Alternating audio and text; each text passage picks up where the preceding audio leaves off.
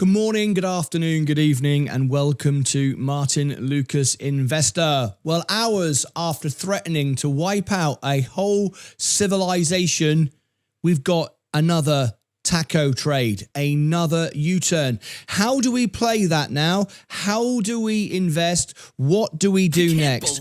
All of those questions, lots of new members coming in. Has become a member. Thank you so much indeed. Thank you so much indeed. Lots of new members joining this morning. We do appreciate it.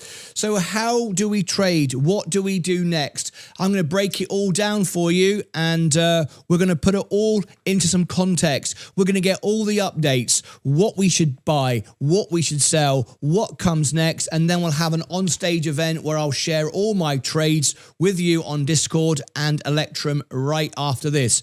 We've also got the FOMC minutes today, and we've also got the inflation numbers tomorrow.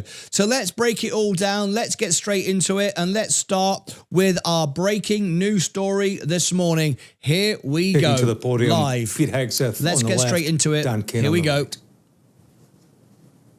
Iran has been a threat to the United States and the free world for 47 years. Chants of death to America, targeting our people, killing Americans, lying and blackmailing their way toward a nuclear weapon, so they thought. No longer. Not on our watch. Other presidents marked time and kicked the can down the road. President Trump made history. From the strike that took out Qasem Soleimani, to tearing up the disastrous Obama-Iran deal, to the precision campaign that obliterated Iran's nuclear sites in Operation Midnight Hammer, to the decisive military victory we just achieved in Operation Epic Fury. No other president has shown the courage and resolve of this commander-in-chief. President Trump forged this moment. Iran begged for this ceasefire, and we all know it. As the President truth this morning, a big day for world peace. Iran wants it to happen. They've had enough. Operation Epic Fury was a historic and overwhelming victory on the battlefield. A capital V military victory. By any measure, Epic Fury decimated Iran's military and rendered it combat ineffective for years to come. You see, in less than 40 days, one of our combatant commands, Central Command, CENTCOM, using less than 10% of America's total combat power, dismantled one of the world's largest militaries. The world's leading state sponsor of terrorism proved utterly incapable of defending itself, its people, or its territory. We untied just a fraction of our strength, and Iran suffered a devastating military defeat. Together with our Israeli partners, America's military achieved every single objective, on plan, on schedule, exactly as laid out from day one. Iran's Navy is at the bottom of the sea, whether it's the Soleimani class, their frigate class, their prized drone aircraft carriers, submarines, mine layers, sunk. Iran's Air Force has been wiped out. Iran no longer has an air defense, any sort of a comprehensive air defense system. We own their skies. Their missile program is functionally destroyed. Launchers, production facilities, and existing stockpiles depleted and decimated. And almost completely ineffective, Iran shot hundreds and hundreds of missiles and one-way attack drones at our aircraft carrier. They were obsessed with it, and they never got even close. Every single one of those shots easily shot down miles and miles away from the Abe Lincoln. They were blowing ammo into Fantasyland.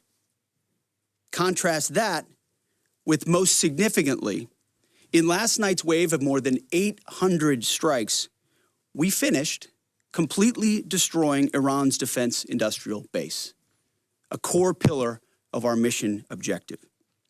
What little they have left buried in bunkers is all they will have. They can still shoot, we know that. Their command and control is so decimated they can't really talk and coordinate, so they still may shoot here and there, but that would be very, very unwise.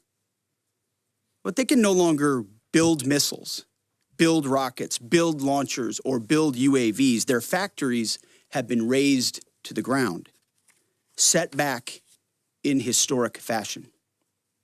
You see, had Iran refused our terms, the next targets would have been their power plants, their bridges, and oil and energy infrastructure, targets they could not defend and could not realistically rebuild. It would have taken them decades, and we were locked and loaded. They couldn't defend against it. President Trump had the power to cripple Iran's entire economy in minutes, but he chose mercy. He spared those targets because Iran accepted the ceasefire under overwhelming pressure. The new Iranian regime understood that a deal was far better than the fate that awaited them. This new regime just happened to look at what happened to their predecessors. Their top leadership was systematically eliminated. The previous Iranian supreme leader, dead. The Supreme National Security Council Secretary, dead. The Supreme Leader Office Advisor, dead. The Supreme Leader Military Office Chief, dead. The Defense Minister, no longer with us. The IRGC Commander, dead. The Armed Forces General Staff Commander, dead. The Intelligence Minister, dead. The IRGC Navy Commander, no longer here. The IRGC Intel Chief, dead. I skipped over a bunch, and I could go on and on and on, to include the new, so-called new Supreme Leader, wounded and disfigured. This new regime was out of options and out of time, so they cut a deal. They know this agreement means that they will never, ever possess a nuclear weapon. Under the terms, any nuclear material they should have will be removed. Any material, they should not have will be removed. Right now, their dust is deeply buried and watched 24/7 overhead. The president has been clear from the beginning, there will be no Iranian nuclear weapons. Period, full stop. Other presidents said it. President Trump did it. Operation Epic Fury. Less than 6 weeks, clear mission, decisive action, overwhelming firepower, America first, a historic battlefield victory. For decades, Iran killed Americans with roadside bombs in Iraq, using cowardly proxies to do their dirty work while they hid safely in Tehran. They struck our embassies with car bombs and attacked from the shadows, never daring to face us toe-to-toe. They thought they could bleed America with impunity. Well, they just learned the hard way what happens when you try to fight us directly. And even when they got lucky, one time in 40 days, and downed 2 of our pilots, they couldn't hold them. In a daring 14-hour rescue operation, 7 hours in daylight and 7 hours of night, both pilots were recovered safely. Not once, but twice. A daylight thunder run right up the middle of their country, boots on the ground. A midnight raid right up the middle of their country, boots on the ground. 0 American casualties. The Iranians humiliated and demoralized. We control their fate, not the other way around. That's why they came to the table. Iran's defeat is America's retribution for every American lost to Iranian terror, especially those brave troops killed by Iranian-made roadside bombs in Iraq that my generation knows so well, and for the suffering their regime has inflicted around the world. Now we have a chance at real peace and a real deal. The War Department, for now, has done its part. We stand ready in the background to ensure Iran upholds every reasonable term. And as everyone knows, nobody makes a better deal than President Trump. To the warriors of Epic Fury, I say well done. You're the backbone of our country. Your skill, your bravery, and sheer guts and grit showed the world what America is all about. I'm proud of you. We're proud of you. President is proud of you. Job well done. But stay vigilant and stay ready. To the families of our fallen, your sacrifice was in service of a historic cause, and we will always remember your heroes, our heroes. We will continue to honor them. And to our Israeli allies, thank you for being a brave, capable, and willing ally on this battlefield. The rest of the world and the rest of our so-called allies saw what real capabilities look like. They should take some notes. Our troops, our American warriors, deserve the credit for this day. But God deserves all the glory. Tens of thousands of sorties, refuelings, and strikes carried out under the protection of divine providence, a massive effort with miraculous protection. Dude 44 Bravo spoke for all of us. God is good. The chairman will now provide an even deeper military detail on the historic success of Operation Epic Fury. Mr. Chairman. Thank you, Mr. Secretary, and good morning, ladies and gentlemen. Thanks for being here. I want to start this morning by honoring the 13 members of our American Joint Force who were killed in action thus far during this operation. Their sacrifice and that of their families is deeply important to us, and we are grateful for each of them, and will continue to mourn their loss. Their names and their bravery will never be forgotten. On February 28th, the President of the United States ordered the Joint Force to execute Operation Epic Fury with the direction to accomplish three distinct military objectives: destroy Iran's ballistic missile and drone capabilities, destroy the Iranian Navy, and destroy their defense industrial base to ensure that Iran cannot reconstitute the ability to project power outside their borders. Over the course of 38 days of major combat operation, the Joint Force achieved the military objectives as defined by the President. We welcome the ongoing ceasefire, and as the Secretary said, we hope that Iran chooses a lasting peace. But as Secretary Hegseth said, let us be clear, a ceasefire is a pause, and the Joint Force remains ready, if ordered or called upon, to resume combat operations with the same speed and precision as we've demonstrated over the last 38 days, and we hope that that is not the case. I want to congratulate and thank the leadership today at U.S. Central Command, including the Commander, Admiral Brad Cooper, the Deputy Commander, Lieutenant General Kevin Leahy, the Senior Enlisted Leader, Fleet Master Chief Compton, and every one of the component commanders, senior enlisted leaders, and especially the staff down at U.S. Central Command, who does not get called out for any of the credit, but grinds 24/7 to help offer the options that we bring to the Secretary and the President. I also want to highlight the forces in the United States European Command under the command of Alexis Grinkowicz, who protected the western flank in support of CENTCOM. And I want to thank our partners across the intelligence community. Our ability to see and understand what an adversary is doing help us to be as decisive as we must be on the battlefield. And that includes DIA, NSA, NGA, the CIA, and the National Reconnaissance Office, and others. I want to thank the other combatant commands who have thus far contributed along the way to U.S. Central Command. This includes Transcom, Stratcom, Spacecom, SOCOM, and Cybercom, all of whom poured all in support of CENTCOM's efforts. And I want to thank, as the Secretary did, our Gulf partners who fought alongside each and every one of us every day. From the Kingdom of Saudi Arabia, the UAE, Bahrain, Qatar, Kuwait, and Jordan, all who joined us together to defend and protect our people and our assets, and who, if required, stand ready to do so again. And I want to thank my team at the Joint Staff, who work literally around the clock in order to help me offer the options that I must with the associated risks to the Secretary and to the President. They are the hardest working people that I know, and I am deeply grateful for their service.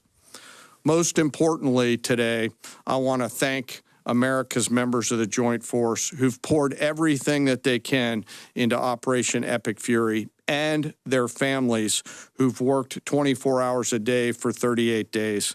The Secretary and I could not be more proud of each and every one of you. And we deeply appreciate the support of the American people, who we know always have us in our thoughts and prayers. And we can feel this literally every single day.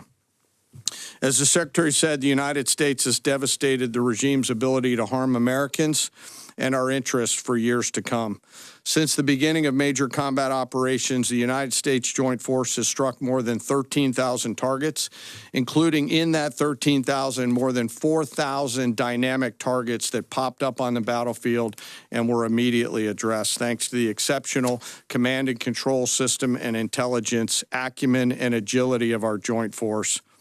CENTCOM forces destroyed approximately 80% of Iran's air defense systems, striking more than 1,500 air defense targets, more than 450 ballistic missile storage facilities, 800 one-way attack drones storage facilities. All of these systems are gone. We've devastated Iran's command and control and logistical networks, destroying more than 2,000 command and control nodes and degrading their ability to target U.S. and friendly forces. It is, and we know this, incredibly frustrating right now to be a lower-level Iranian commander trying to fight your fight. As the Secretary said, the Iranian Navy now lies mostly at the bottom of the Arabian Gulf, and we assess that we've sunk more than 90% of their regular fleet, including all of the major surface combatants, as the Secretary said.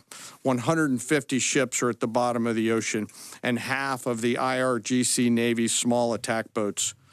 Joint fires projected from the land, sea, and air executed more than 700 strikes against naval mine targets, and we had assessed that we destroyed more than 95% of their naval mines. And perhaps most importantly, we've destroyed Iran's defense industrial base, their ability to reconstitute those capabilities for years to come. We attacked, along with our partners, approximately 90% of their weapons factories. Every factory that produced Shahed one-way attack drones was struck. Every factory that produces the guidance systems that go into those drones was struck. Their missile defense industrial base is shattered, with more than 80% of their missile facilities gone, as well as their solid rocket motor production capability. It will take years for Iran to rebuild any major surface combatants, as more than 20 naval production and fabrication facilities have been damaged or destroyed, and nearly 80% of Iran's nuclear industrial base was hit, further degrading their attempts to attain a nuclear weapon. Throughout Operation Epic Fury, our joint force struck at the heart of Iran's ability to project power and threaten the United States and the region. And in order to do this, it required the service and sacrifice of more than 50,000 American warfighters deployed across CENTCOM, EUCOM, and stateside. The Joint Force flew more than 10,000 missions, including 62 bomber missions, 18 of which flew round trip from the United States to deliver bombs on military targets. Each of these missions was more than 30 hours in duration, and we did that 18 times. No other military in the world can do that. And it's a testament to the logistical force that quietly serves behind them. I cannot thank TRANSCOM and the Air Force Tanker and Mobility Force more. Combined with Army and Navy joint fires, we struck more than 13,000 targets. And along with our Gulf partners, we've thus far intercepted 1,700 ballistic missiles and one-way attack drones, defending our forces and our partners in the civilian population. And we remain ready to do so should the need arise. Along the way, we consume more than 6 million meals, and by my estimate, more than 950,000 gallons of coffee, 2 million energy drinks, and a lot of nicotine, but I am not saying that we have a problem.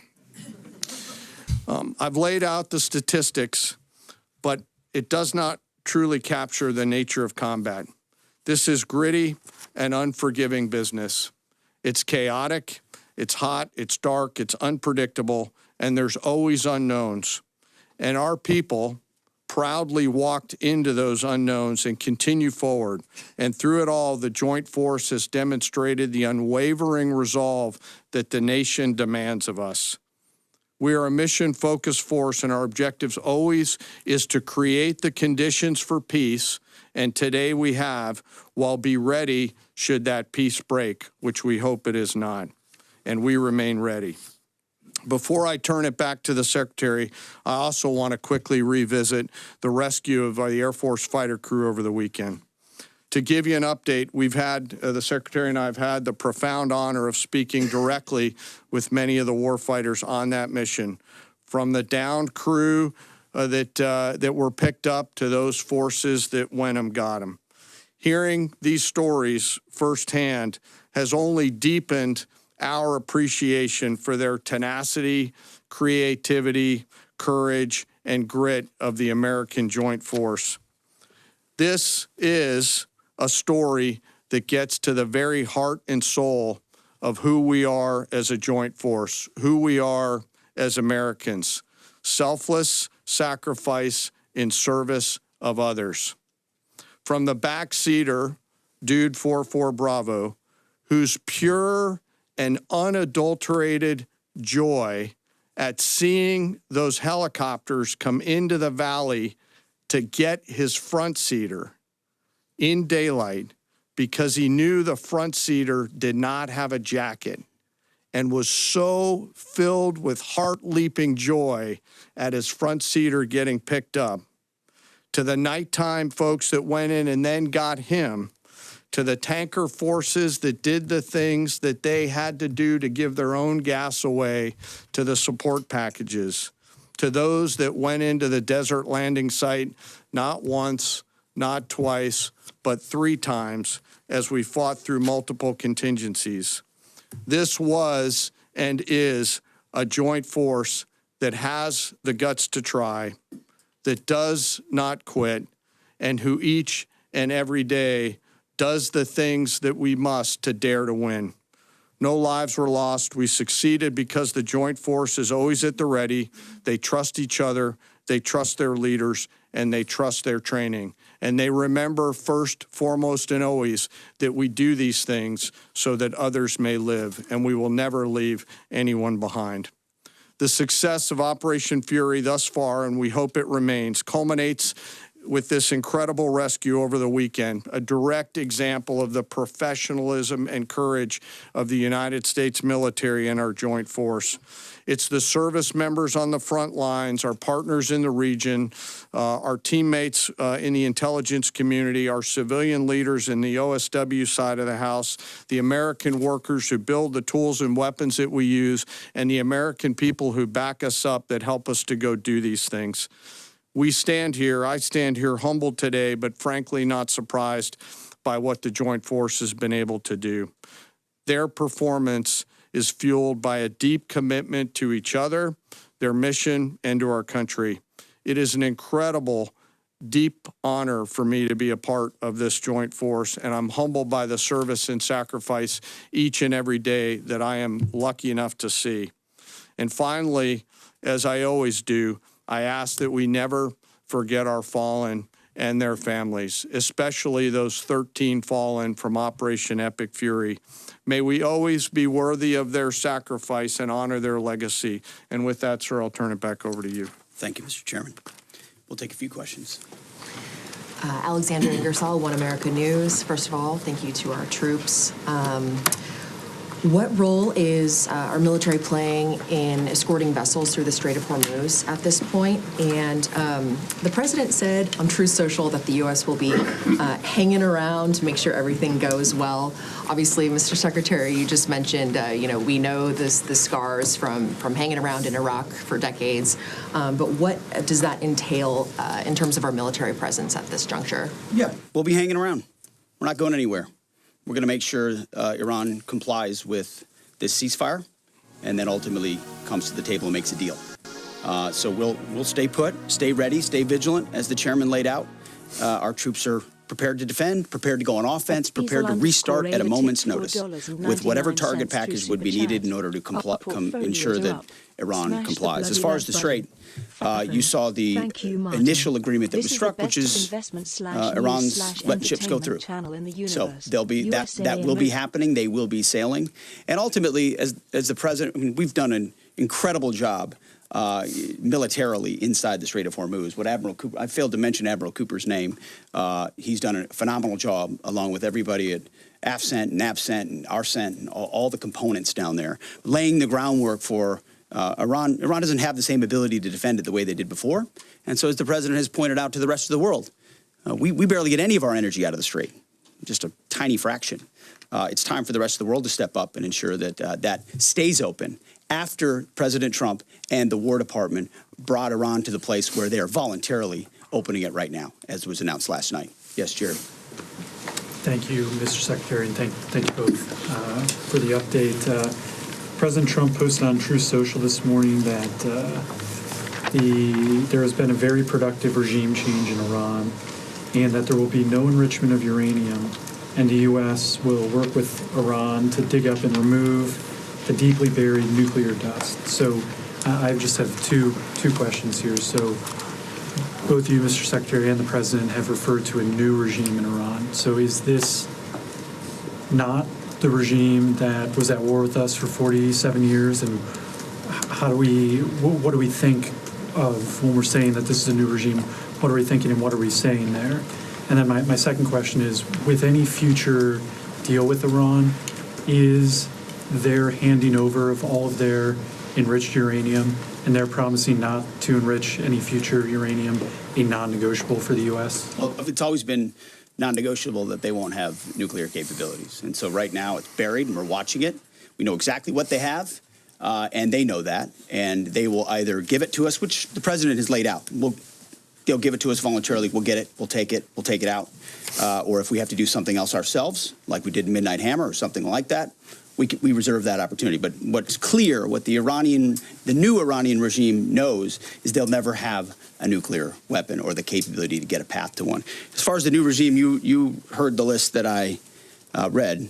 It's a new group of people who've seen the full capability of the United States military and has a new calculus about what it means to negotiate with us, hence why they came to the table wanting a ceasefire and the shooting to stop. So this new regime, which the regime has been changed, has a different interaction with the U.S. Right here. Mr. Secretary, thank you.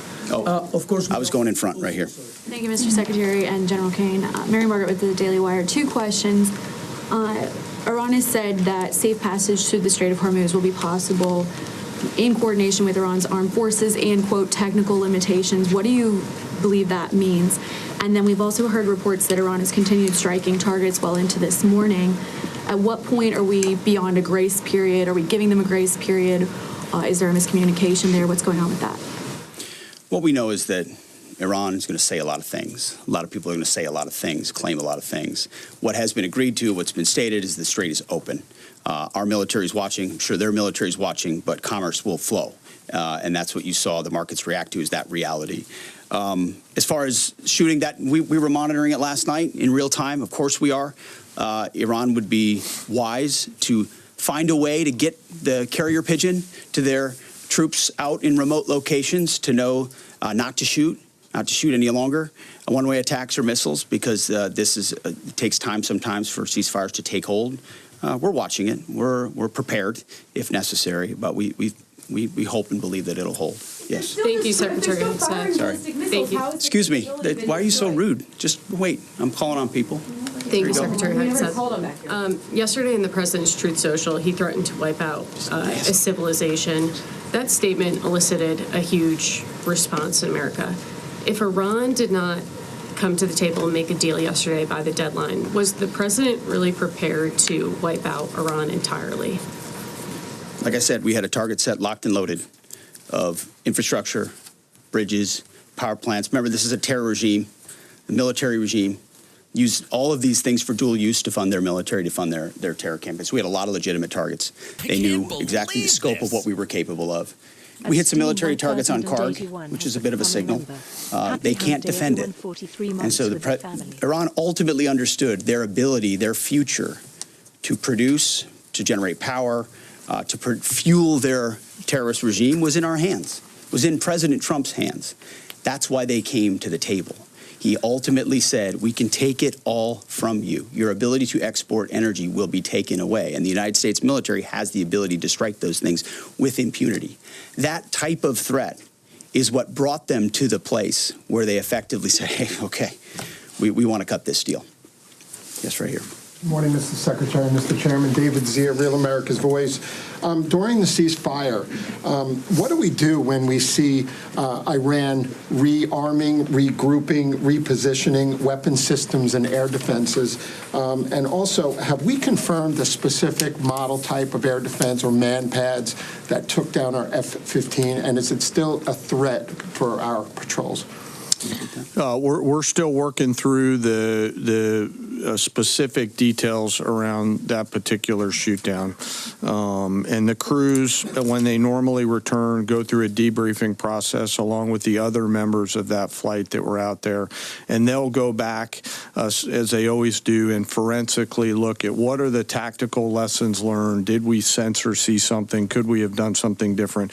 We do that, as I mentioned in a prior press conference, every single time we take any loss like that, so that we become a quick learning organization.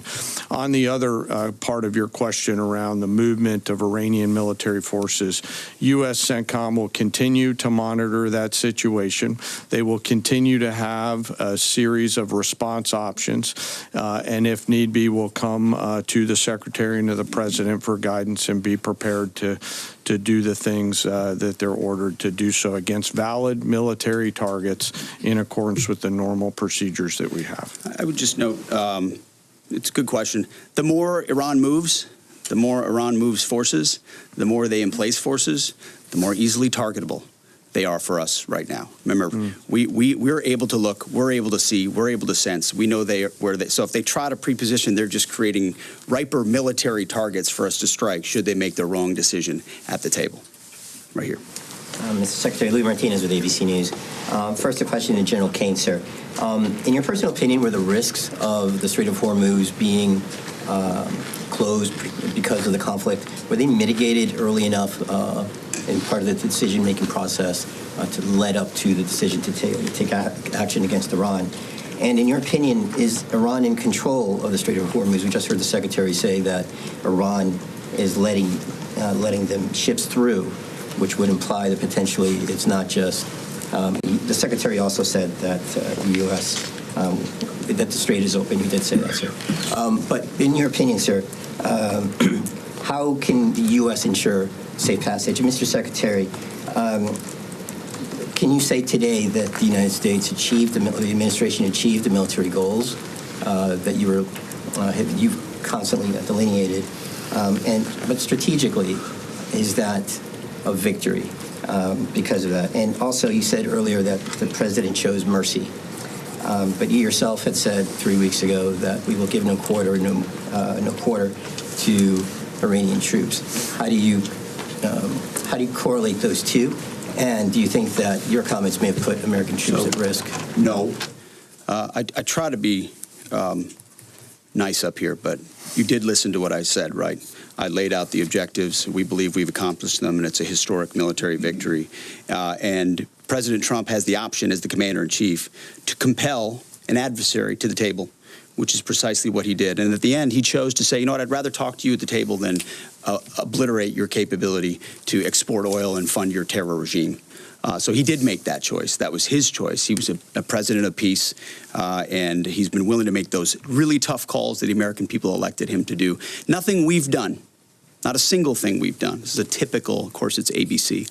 Not a single thing we've done has put an American troop in more of a harm's way.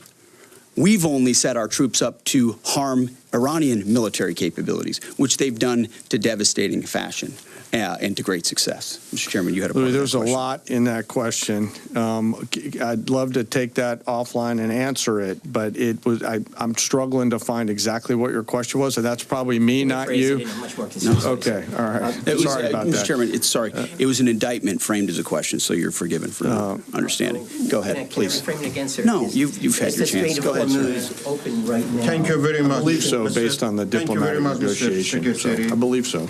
It is I always believe nice so. to see Yeah, you. sorry. Mr. Kurd or Rahim Rashidi from Kurdistan. I'm representative Kurdistan TV and Kurdistan 24 today. I have two questions.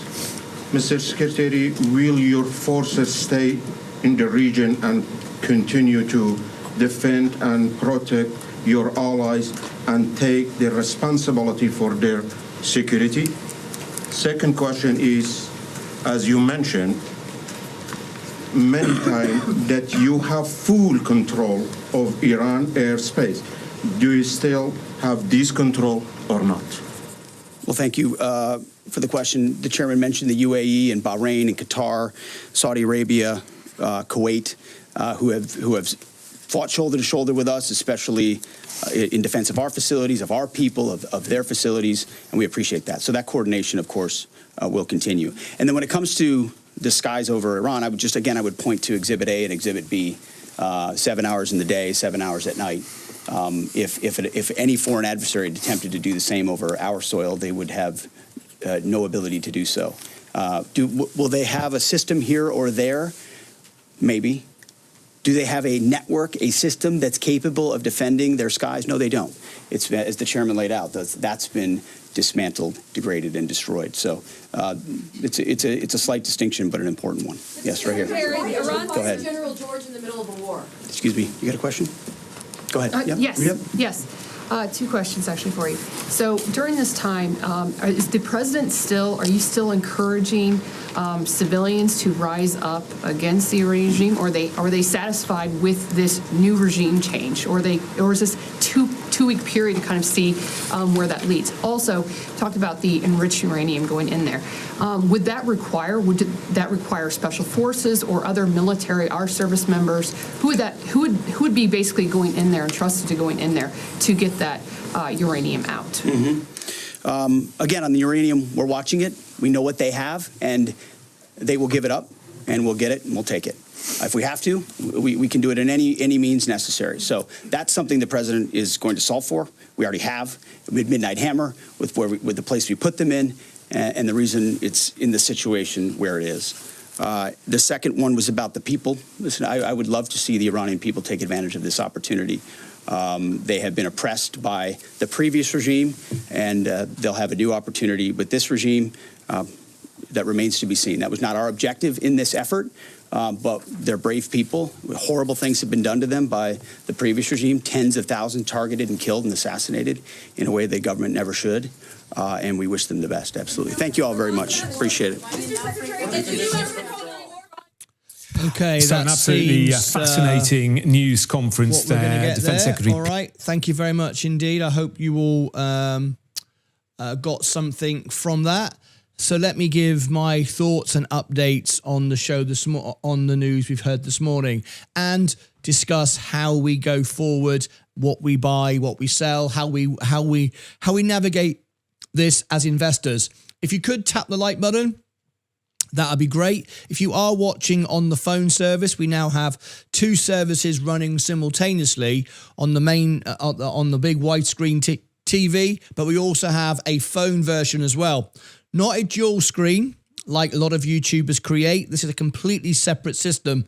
So if you could tap the like button wherever you are and consider subscribing. Let me show you exactly. If you are on the home page of the channel, you will now see at the top, there's two events running, TV wide and tall phone, completely separate. It's a very different thumbnail, as you can see. And it's also, the phone has like an iPhone in the title as well. So you can see we are separate services. You might want to switch between the two, depending on what you and how you want to watch. They are completely different broadcasts for your for your service and enjoyment. All right, it's not a dual screen and we just grab the middle of it and hopefully I'm sat in the middle. It's two separate streams that we're now providing to you. All right, so let's break down the news of what we got this morning. The markets have rallied. This is an investment channel, not a political channel, but politics and what's going on in a war affects our portfolio. That's why we cover it.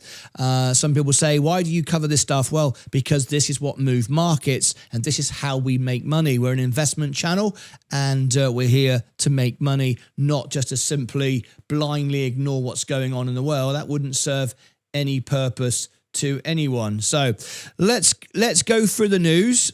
We're going to do live Q&A. We've got our live event on Discord coming up, and we've got the FOMC minutes today. Sensei is covering that. That's very important. So look out for that. We've also got the inflation report tomorrow. We're going to be covering that live. That's very, very important. So in a second, I'm going to come to comments and questions. Let's go through the news and see our position. So first of all, let's go. You can see yesterday I had a swing of over $20,000. It was very close to an all-time record yesterday. Now, this is important to note. People often say, I'm sitting in cash. I'm selling, I'm out of the market, and we have proven and we've shown you over history several times that being in the market just 10 times in your entire investment journey over a lifetime, if you miss those 10 days, your portfolio will be halved. What does that mean? It means remaining in the market, finding a way to remain in the market, repositioning with tax lots, tax harvesting, and we teach it every day on Discord, one-on-one, for a couple of bucks a month. That's all it is. I don't need to make money from our training courses and our investment our Discord and all this stuff.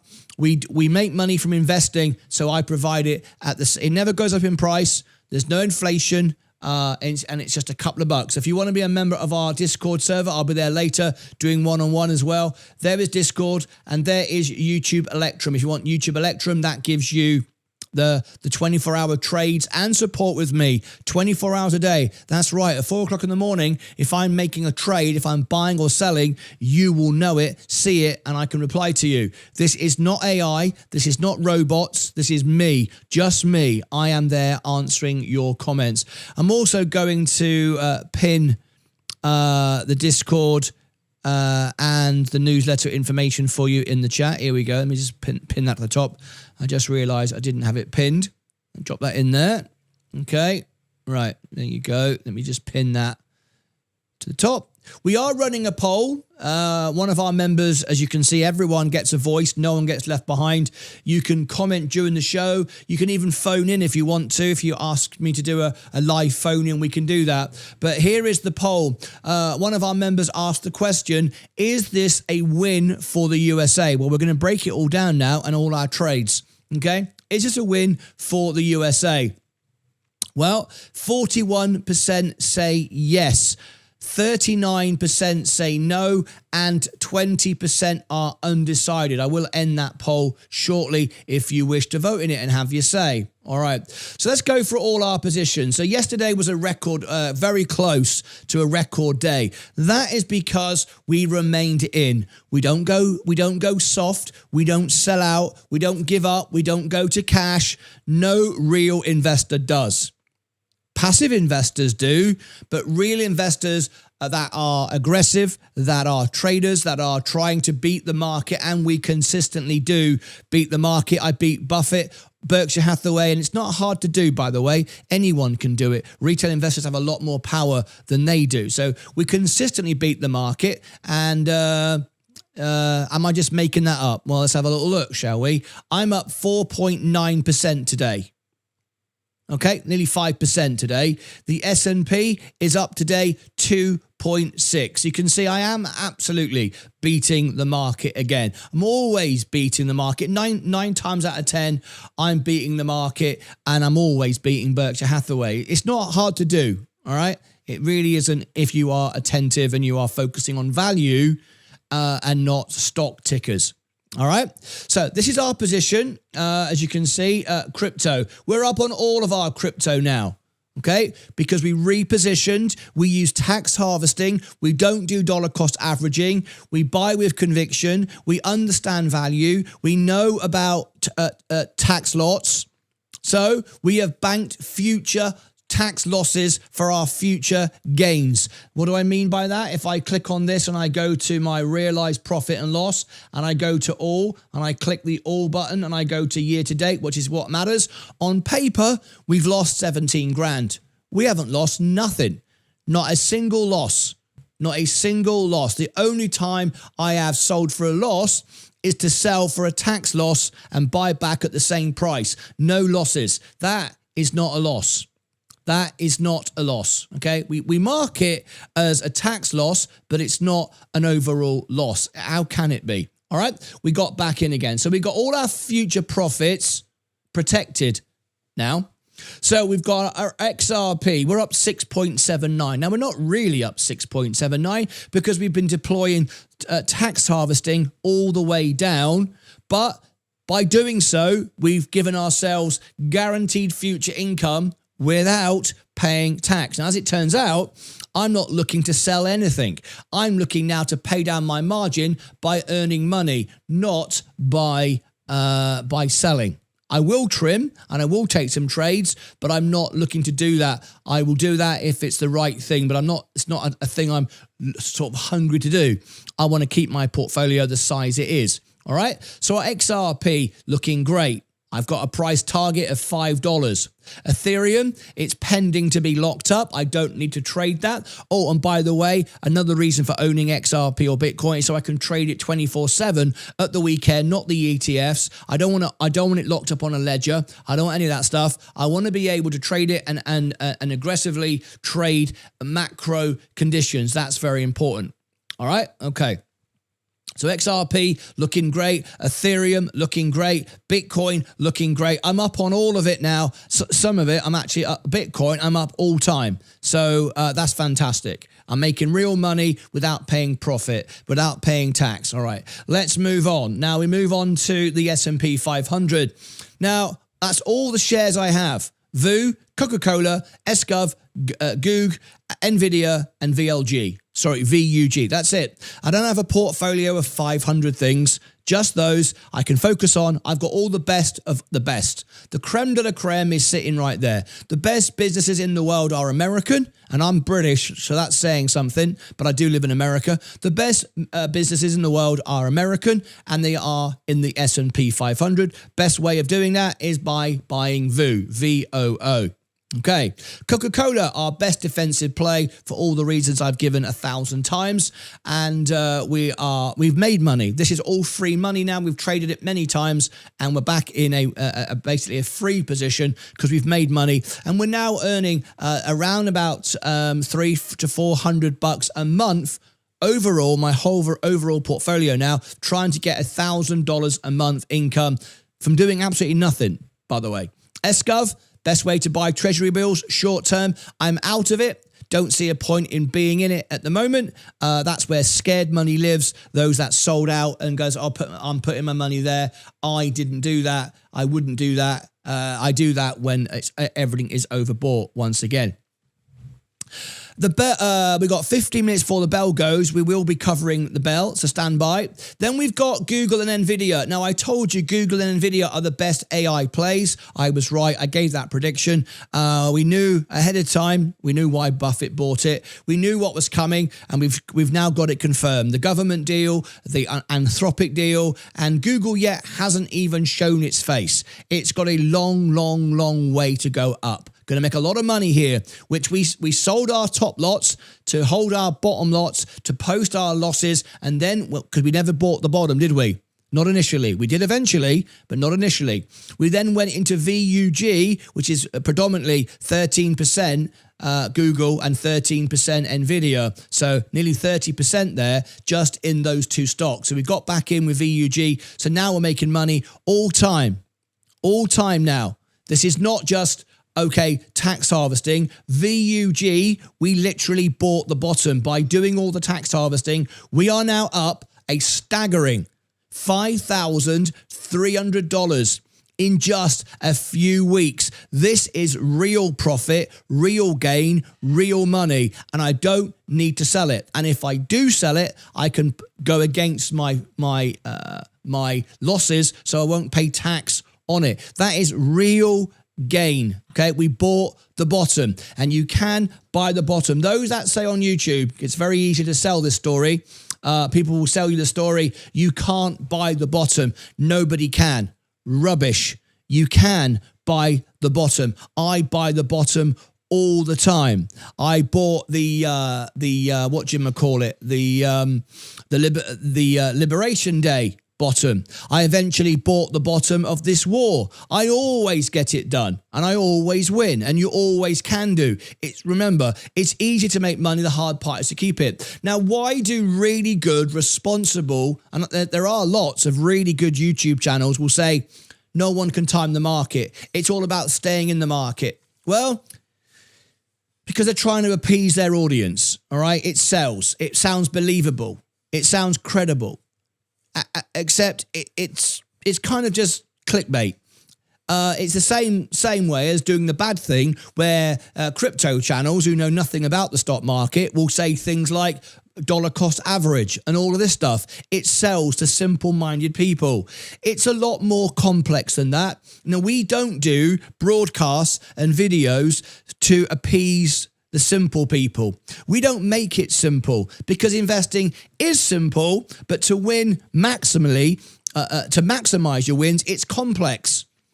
And we don't simplify it just to get clicks. Dollar cost average, stay in the market. No one can time the market. It sounds credible. It sounds easy. It sounds believable. However, there's much more to be gained by making this more complex. All right. So this is why I'm consistently beating the market, and I'm consistently beating Buffett, and my portfolio is about to go to $1 million. And remember, I started with $5,000. Now, some people will say this. They will say, Martyn's not really making money. He's not really up. All he's doing is earning money, going on YouTube and putting his money in the market. Well, every single one of us, if you are in the market, has a job, and you earn money and you put it in the market. But if I went out tomorrow and I earned $1 million and everyone gave me a super chat and everyone became a member and I had $1 billion and I put $1 billion in my portfolio today, would I go up? Well, my balance would go up, but would my actual gains go up? Well, of course not. Of course not. What makes them go up or down is by my investing strategy. So people will tell you that. They will say the only reason why Martyn's got money and why Martyn's going up is he actually just puts money in the portfolio. That is stupid. And again, that is the way some people think. They don't have the brains to work it out. So I'll show you. I will show you. Let me go to the 1 year. Let me go to my stocks and shares. First of all, look at this. 1 year, stocks and shares. My gain is $122,000. 29%. I've beaten Buffett.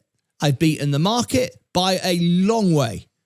Now, there is the proof. I'm showing my real trades, my real positions live on the screen. I can't make this stuff up. That is my 1 year. Now, how have I achieved that? Have I earned loads of money on YouTube? Well, no, because my gain, not my income, my gain is $122,000, which is 29% in 1 year. That beats every metric there is. Okay? Now remember, what makes that even more impressive is there is no options, no shorts, and none of that is crypto. None of it. Don't believe me? Well, you're looking at stocks and ETFs. That is my stocks and ETFs gains. I am currently overall out of the money on crypto. So I've made 29%, 122 grand just by buying the S&P 500, Coca-Cola, and using tax harvesting and tax lots efficiently. Don't tell me you can't get rich and you can't make money by simply buying the S&P, Coca-Cola, and doing it at the right time. You can time the market. I do time the market. You can get the bottom. I do it all the time, live on the show, and then share it all with you on Discord and Electrum. So there you go. Now let's look at crypto, because people say you got to have crypto to get money. You're not going to get rich just by buying the S&P. Rubbish. Rubbish. Nobody wants to tell you that, because why? You don't get any money for telling anybody that. What you get money for is telling people they're going to get rich in 5 minutes by buying Bitcoin. Why? Because it appeases idiots. Idiots will believe that. They'll go, I know you can't get rich on the S&P 500. You just got a dollar cost average. Rubbish, rubbish, rubbish. Look at my overall crypto position. My overall crypto position, let me go to the all-time. I'm down overall on my crypto. So crypto in my portfolio has brought my portfolio down by 14 grand. Am I bothered? No, not at all. I'm going to double my portfolio on crypto. Not bothered at all. I've been buying all the way down, repositioning, posting losses for future gains. I'm not bothered by that, but that just shows you how much I've lost, and I'm still up so much. Okay, but what it shows you, you don't have to buy crypto or short the market or do options to make money. You can just be a value investor and always win. And I always do win. And I always will win. And my Discordians always win. My Electrum members always win. Every single trade has been a winning trade. Every single one. Never lost. And when we do this, people will come in and go, oh, you just said do this, and you never follow me. And I'm not asking you to follow me either. But the ones that say I'm losing or not making any money, they don't follow my trades. They're not members. They don't join us on Discord. They're just jealous, lazy people who don't want to put the work in. All right?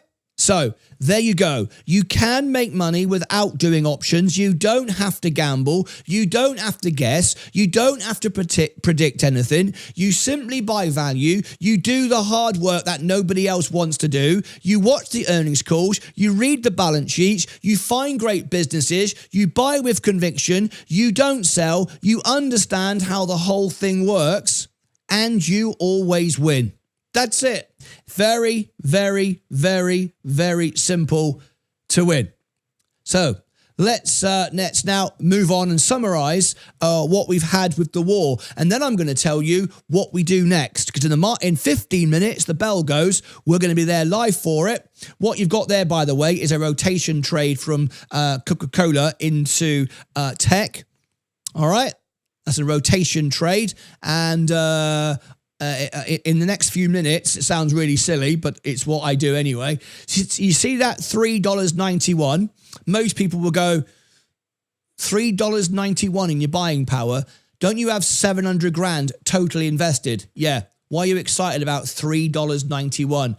I am bothered about the pennies and the cents. The pounds and the dollars take care of themselves. If you remember, it's how I bought my house with $1 tips. That $3 and that 91 cents is going to be spent when the bell goes, because it's not enough to do now. It won't do it. And I'm going to buy Coca-Cola, $3.91 the moment the market opens, if we're still down. If we're still down and that's still red, I'm going to bring down my cost basis a bit more. And even $3.91 to me makes a difference. Abso-flippin'-lutely. Abso-flippin'-lutely. So let me break it down. In a few moments, the market's going to open. We're going to cover it live. We're waiting to go live. There it is. There is the live with Jim Cramer and New York Stock Exchange. But let me now summarize the news. What we heard a few moments ago was from Pete Hesketh. A lot of saber rattling, I have to say. Hang on a minute. What on earth has happened here? My screen has just disappeared. Just bear with me. I have a technical issue. Let me see if I can fix it. Sorry about this. This has put me behind now. Let me just see. I've got 20 odd screens in this studio, and one of them has just shut down. And it's the one I need, which is typical, isn't it? Let me see if I can get it back up and running. Please bear with me.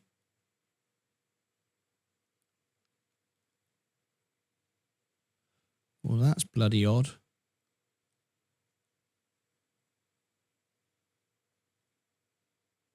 Okay, please bear with me as I try and fix this.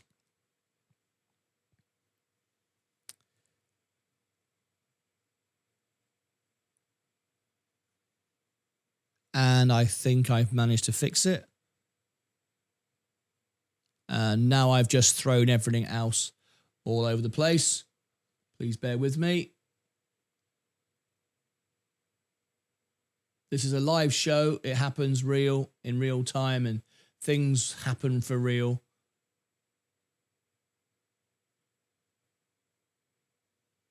Okay, I think I have control of the plane again. I say that because it's actually like that. Okay, so I've got time. Hang on a minute. I've missed the bell. I've missed the bell because of my flipping screen locking up. I apologise. I've just realised I've missed the bell. Slim Valuk tipped £2 through Super Chat. Yeah. Market already open, Martyn. Yes, I apologise. I've missed the bell because one of my screens where I have my clock, even though I have the clock on the screen, as you can see, it's what I focus on, had got stuck, and because of it, I missed the bell. So I do apologise for that. All right. So I'm sorry to everybody confuse you. I have missed the bell. You're absolutely right. Let's ring it anyway. But yeah, that's created a bit of confusion for me. So let me continue. It doesn't make a difference anyway, because I know exactly what I'm going to do with my trades, know exactly what I'm going to buy and sell. So let me give you the update now, and then I'm going to then talk about my next position. So, hours after threatening to wipe out a whole civilization, President Trump posted on Truth Social that he was suspending all bombing and attacks on Iran for 2 weeks. We just heard that from Pete Hegseth. The reversal followed an 11th hour intervention by Pakistan's Prime Minister Shehbaz Sharif, who asked Trump to postpone his deadline and urged Iran to reopen the Strait of Hormuz as a goodwill gesture. This was not Iran begging not to be bombed, as Pete Hegseth just said. It's important to have context and understand fully what actually happened. Trump said the US had received a 10-point proposal from Iran, called it a workable basis on which to negotiate. Now remember, the plan that was presented from Iran to Trump was exactly what Iran put to them at the very beginning. Nothing had been negotiated, nothing had been taken away, and in fact now Iran have more power than they did before. Now you will hear from Pete Hegseth that we've bombed everything and dropped holes everywhere and all their stuff is at the bottom of the ocean. That is all true. That is true, no question about it. Overwhelming firepower from the United States, absolutely. We've bombed loads of stuff, and great, congratulations, you've got all the guns and the bombs. But is Iran now in a worse position? Well, they've got less stuff, and a lot of it is blown up and at the bottom of the sea. But is their resolve weakened? No, it's stronger. Is there a regime change? No, it's more emboldened. They're more angry. They're already regrouping, rebuilding. They're not going anywhere. And the 10-point plan they put to Trump was what they put to him at the beginning. No change whatsoever. Iran have now more power, more income than they did before. They have less stuff, less planes, less stuff, but they're getting more out of the war now than they did before. So on one hand, you can say, yes, America has won because it's blown lots of stuff up, but Iran is more emboldened to come back and do it again, and they're more angry, they're more resilient, and they're now earning more money. Russia is now earning more money out of all of this. China is benefiting. Is the Strait going to be open? Well, the Strait was open before. We're back to where we were. The strait was open before and the strait is opening up again.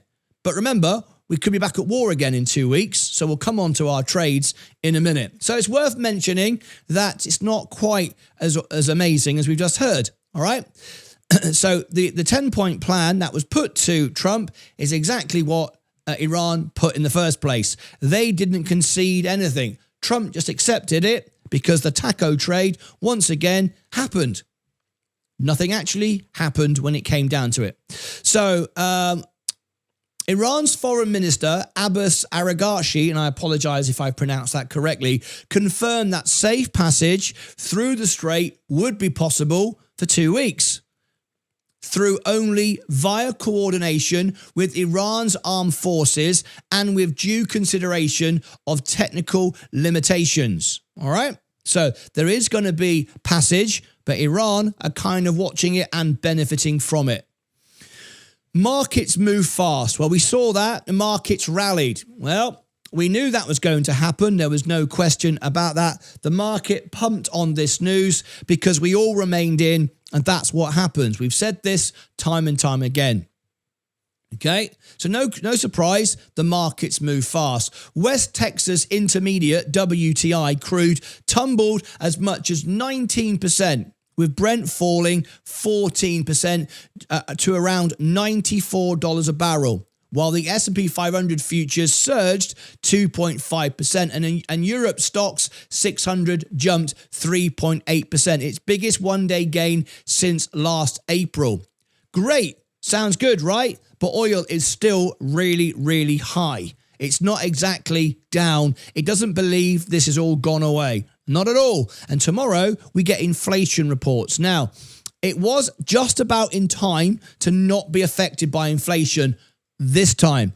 But $94 a barrel, don't kid yourself, that still is a problem. And if we hold at that, or if the war resumes in 2 weeks and it goes up again, then we will have a real knock-on effect. As of yet, it's not had a knock effect to the end user, but it will in time if this continues. So we're not out of the woods.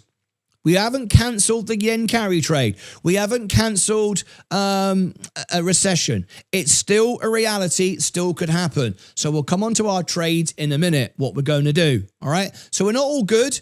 We're not all great. If you bought the bottom and you sold it all, and a lot of people inside, that's all I'm going to say, did exactly that and made a lot of money, great. But if you are a long-term investor and you bought the bottom and you're just trying to build a portfolio, you've not yet actually made any money. And by the way, I forgot the market was open, of course. So let me go and buy this. It sounds absolutely silly, but I'm going to do it. Coca-Cola, buy with my cash. Just my cash. There's no point doing a limit order, is there? It's just $3.91. $3. You can't do 91. You can do 90. Review. There you go. Just buying that. If anyone catches that and posts that on Discord, that was a live trade, you win 100 Luca coins for sharing that. Okay. I got it at 75.87. That's way below my average. Yeah. That's fine. Absolutely fine with that. Done. And there we go. If anyone caught that and posted it, you would have won yourself 100 Luca coins. So let me see. There's my buying power back down to there. Let me go into my Roth IRA. My Roth IRA, I've got 58 cents. I can't do anything there. So that is that, because you can't buy under $1. So there we go. We'll come back. Let's carry on with our story. That's all I wanted to do, was deploy that amount of money because it's a rotation trade. It'll come straight back up again. It already is. Right. So let's carry on. So all that happens is the deal buys more time. There's actually no deal. It was exactly what Iran wanted from the very beginning. And now they've got more power and more money, less stuff, more holes in the ground, but they haven't actually lost anything. The deal buys time, but the ceasefire is not clean. Kuwait's army said it intercepted 28 Iranian drones targeting oil facility power stations and water desalination plants. Now, this is okay. It's not good, but it's not great. It's not good. Just reminds me of a funny short I watched the other day. But anyway, the point is, when a ceasefire or a war ends, there's that sort of transition period. As you heard Pete Eskeff say, they are monitoring it. If this continues, then we'll have to be back at war again.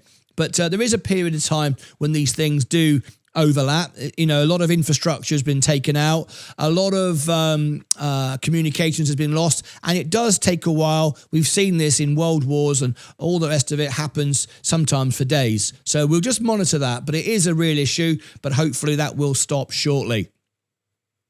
So describing the attacks as intense, they are intense. The UAE responded to a separate missile threat, and Iran's own Levan oil refinery was struck after the truce was announced. So it hasn't gone away. With crews working to extinguish a fire. Now, Vice President J.D. Vance has said, speaking in Budapest, said the US had achieved its military objectives. Has it achieved its military objectives? Well, what does that mean? That means that Iran can no longer have nuclear weapons. Yes, they can. Have they taken it all away? No. Are they more emboldened? Yes. Is there regime change? They say yes. There isn't. So I don't know what we've achieved other than blowing up lots of stuff. And remember, it's cost the America billions, maybe trillions, I've no idea. But a lot of money, I would imagine, it's cost. All right, and a lot of dead people as well, including some American soldiers. So J.D. Vance says we've achieved all our military objectives. Described as the truce as fragile. He's absolutely right. The truth is fragile, and we could be back at war any minute, really. Warning that if Iran lies or cheats, they won't be happy. Pakistan will host talks in Islamabad on Friday, with Iran confirming attendance. This is good. Iran has said they are going to a meeting on Friday. Vance envoy Steve Witkoff and Jared Kushner are expected to lead the US side in a follow-up post today. We look forward to that. Trump said the US is talking tariffs and sanctions with relief with Iran, and that many of the 15 points have already been agreed to. He also imposed an immediate 50% tariff on any country supplying military weapons to Iran. The tariffs are back. Not a bad thing, I think you'll agree. Most people would probably regard that as a good thing. Meanwhile, roughly 800 vessels and 20,000 seafarers remain trapped in the Persian Gulf. The Lloyd's Market Association warned that insurance coverage for Hormuz transits will not normalise quickly. This will not be overnight. This will take a long time. This is why inflation tomorrow and going forward next month is still a major problem. With the head of the Marine and Aviation saying the region remains at heightened risk with none of the underlying tensions resolved. That's why oil isn't down yet and why the market isn't really booming.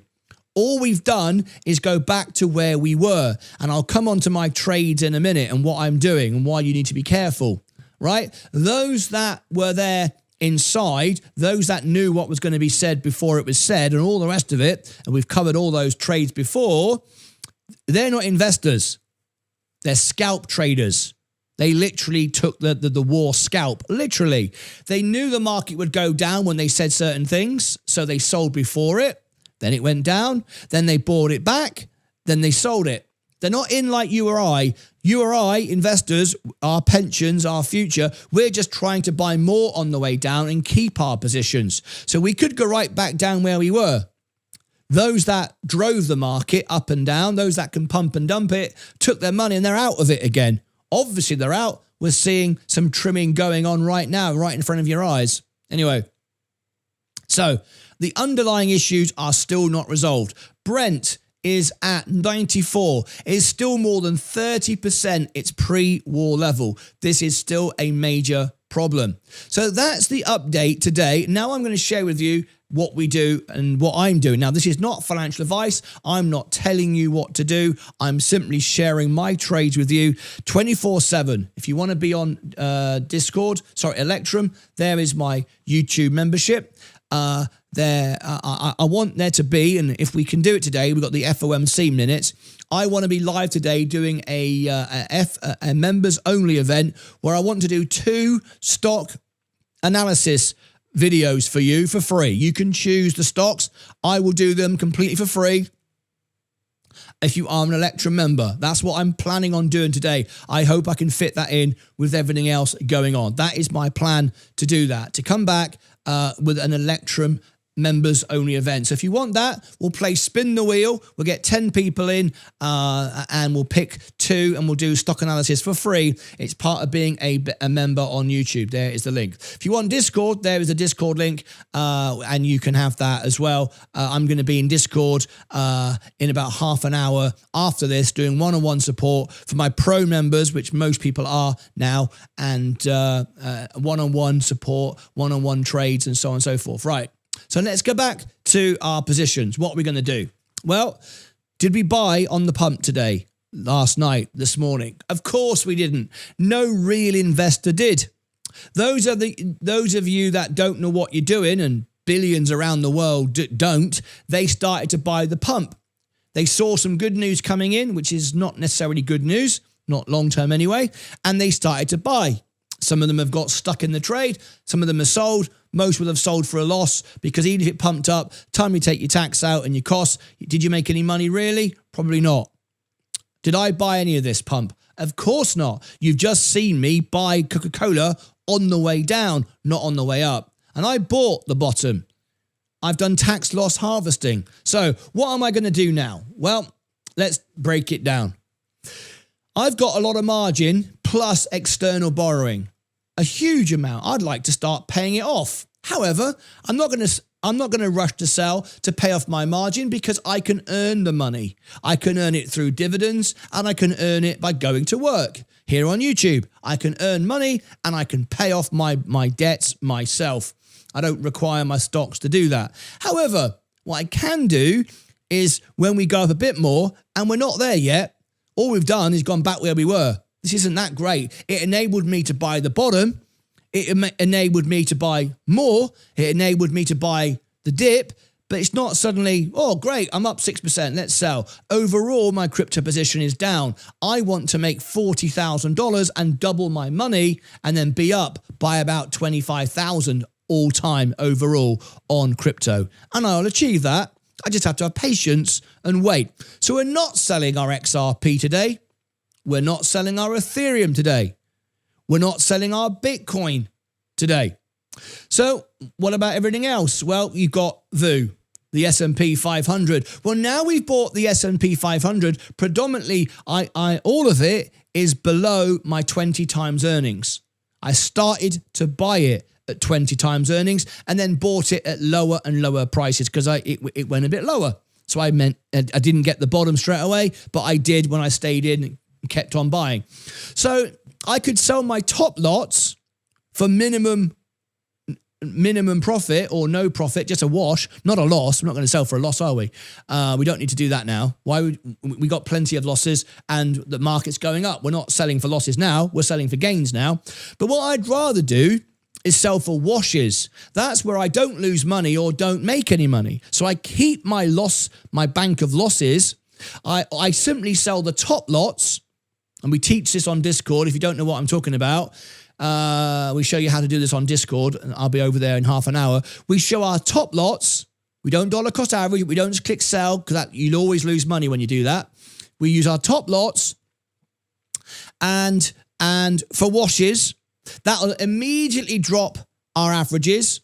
Not that that's important in itself, but it protects our portfolio and gives us more buying power and more margin availability, because our portfolio is more secure and safer. We can do that.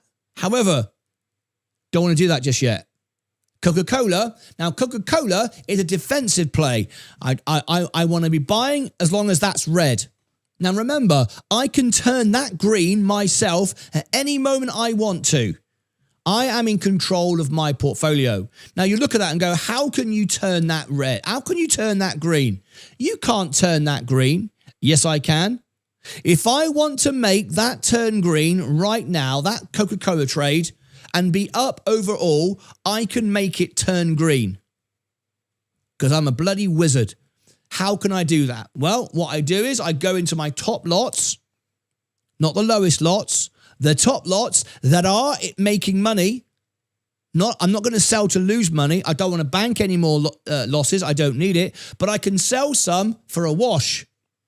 I can sell my higher lots for a wash. Make no money, lose no money, and simply sell for a wash, get the money back, put it in my buying power, reduce my margin, and if I do enough of them at the top, my average will fall. That will turn green. My portfolio will become more safe. I don't want to do that today, though. Don't need to do that today because I'm not worried about a big drop or margin call, or I'm just going to focus on earning money. Okay? And you can see Coca-Cola is running up right now. We were down 1.17 a few moments ago. We're now running up. The opens happened. The rotation trades have happened. Right? I am very bullish on Coca-Cola. I see it going to $86 this year, $97 next year. So I'm not looking for early exits. My portfolio is safe, secure. It can drop 40%. I'm not bothered. I have income. I'm not looking for a quick, easy exit. Okay, so if I want to and it goes up and I can sell some top lots, if I think we're getting near the target, I'll do that. I'll sell for minimum profit. There will be some profit, but we can offset it with our gains. My average will drop. Leave it alone. And also, Coca-Cola provides me with a defensive rotation trade which protects the portfolio, and it earns me a good income on dividends. So I'm not rushing for the door. Next, SGov. Well, when the market gets overbought, and we're not, let's remind ourselves when everyone tells you the market's rallying, the S&P 500 is still down year to date. It's been a rubbish year. I'm sure there's going to be people say, oh, it's great, the markets are rallying, oh, I'm making so much money. No, it's not. It's rubbish. And it's also hardly dropped as well. Oh, the market crashed and I bought it. The market didn't crash. This is nothing. The market hasn't pumped and it hasn't crashed. It's making me a lot of money because my portfolio is getting larger and larger by the day. But it's not a big pump. Yes, I'm up 20 grand in a day. That's great. I've never seen 20 grand. It's amazing. I'm humbled and thrilled and over the moon. But I'm also realizing my portfolio hasn't boomed. Not yet. And it hasn't crashed. Not yet. So we're not going to go in safe and put our money in treasury bills. We're not going to do that. That's a safe option. We do that when the market has pumped and it's really high and it's about to crash. Then we want to go into treasury bills. That's what we did earlier last year. We're not doing that. Google, next. Well, Google was never affected by the war.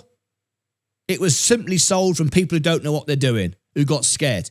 It was never affected by oil prices. It was only sold by people who didn't know what they were doing and got margin called and got afraid. Google has a massive price target of $400. And it's going to achieve it. A 12 months target. New deals from the government, new deals, Anthropic providing chips. We haven't even started running with Google yet. And it earns a dividend. I am not looking for the exit there either. Nvidia, the same story. Nvidia, my target is $250. It pays a tiny dividend, insignificant. $250. Bank of America, give it $300. $300. I am not selling it. Not affected by inflation, not affected by the war, not affected by oil. But of course, everyone dumped it because everyone, I'm getting out. So I bought more. Thank you very much.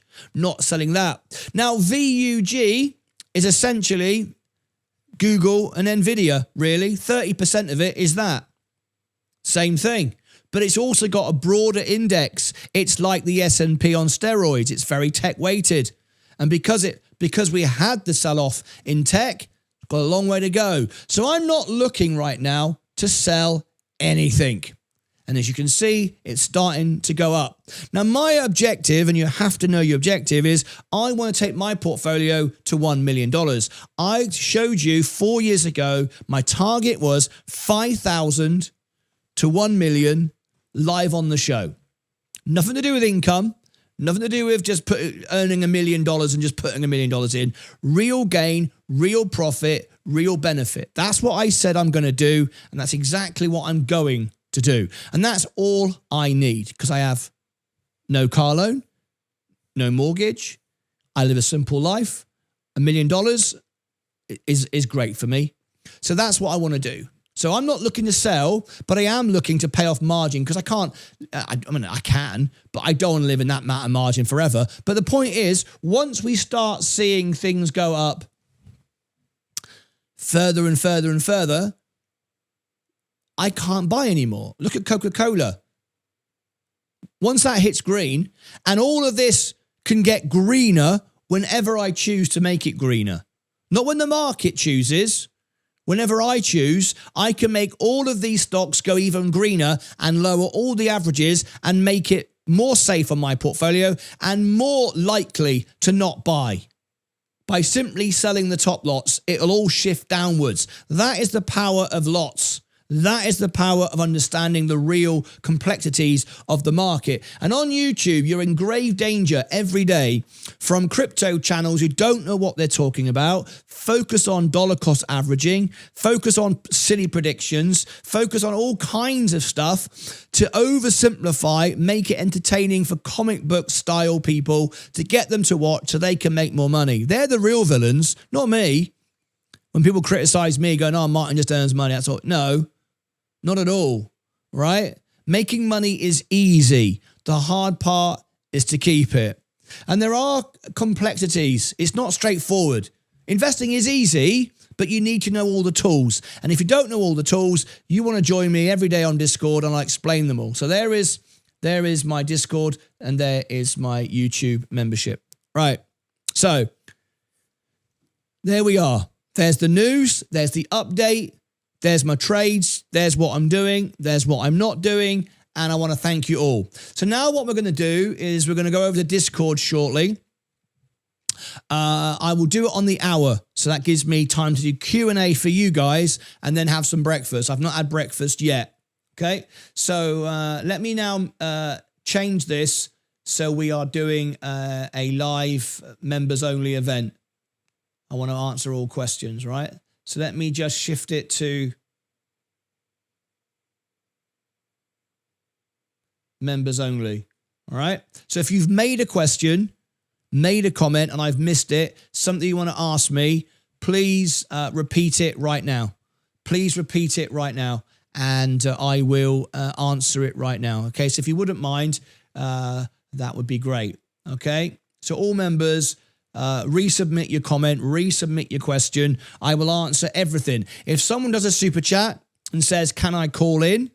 You can be live on the show. No one gets left behind. Everyone has a voice. If you want to call in, if you want to be on the show, if you've got something to say, please feel free to call in and you can be on the show. Let me end the poll. Is this a win for the USA? Yes, 42%. No, 39%. And undecided, 19%. So clearly, the yeses have it, but not by the majority, by only 42% though. So not everyone agrees with Pete Hegseth, Trump, that we've won. It's brilliant. It's all great. Most people who have voted don't think it is. All right, so there we go. End the poll. Let's end the poll. So, high energy. Are you still in crypto? I'm confused you asked that, as I've just shared and just shown you my crypto on the screen, but I will gladly show you again. XRP. In fact, I'll just show you the whole thing. It'll be easier. Crypto. I've got $43,000 of crypto. Yeah. If you just tuned in, I'm worried now because I'm thinking, did I not explain it properly? Yes, I am still in with crypto. Absolutely. So yes. Next question. Do you have any more comments and questions? If we don't have any comments and questions, I will, if I don't have any comments and questions, I will end the show and get straight to my Electrum members. One of my non members has just asked this. Martyn, can I ask why you have to explain yourself every time? Well, that's kind of obvious, really, because we're here to help people, provide education, support, and my situation is the same as everybody else's. And people are coming in every day. We've got 112,000 subscribers. New people are watching every day. More people are watching every day that have never seen the show before. People come in at different times. Some people watch for a second, watch for a minute. Not everyone watches the whole thing. And it's important to explain everything. Break it all down. Don't assume that everybody knows everything. Don't assume that everyone watches everything. And I think it's important to be open and transparent. And also, if I explain everything, then you know, there's no doubt in anyone's mind. I don't want anyone sitting there confused. All right. So anyway, are you tired of winning? Yes, I am. Sorry, I have ad. Sorry, I have ad. High energy. I don't understand. You did know I'd stayed in? I'm not sure. I don't know what you mean, mate. Can you please repeat that? Thanks for the show. All Logic, you are very welcome. All Logic is one of my members on Discord. I'll be with you on Discord shortly for one-on-one. I'm hoping to get getting Discord sorted. So I thought you were, oh, yes, you applied for All Logic. Is that right? You applied for Discord, but your credit card didn't work. Is that right? I think it was that. You know, you can use a PayPal with a credit card. There's different payment systems. Anyway, that's your business. I won't talk about that now. Morning from Oregon. Oregon grown. Good morning to you. Do we have any more members' questions? If not, I will wrap this up. Attention deficit disorder. Who, me or you? Martyn's got a message on Discord.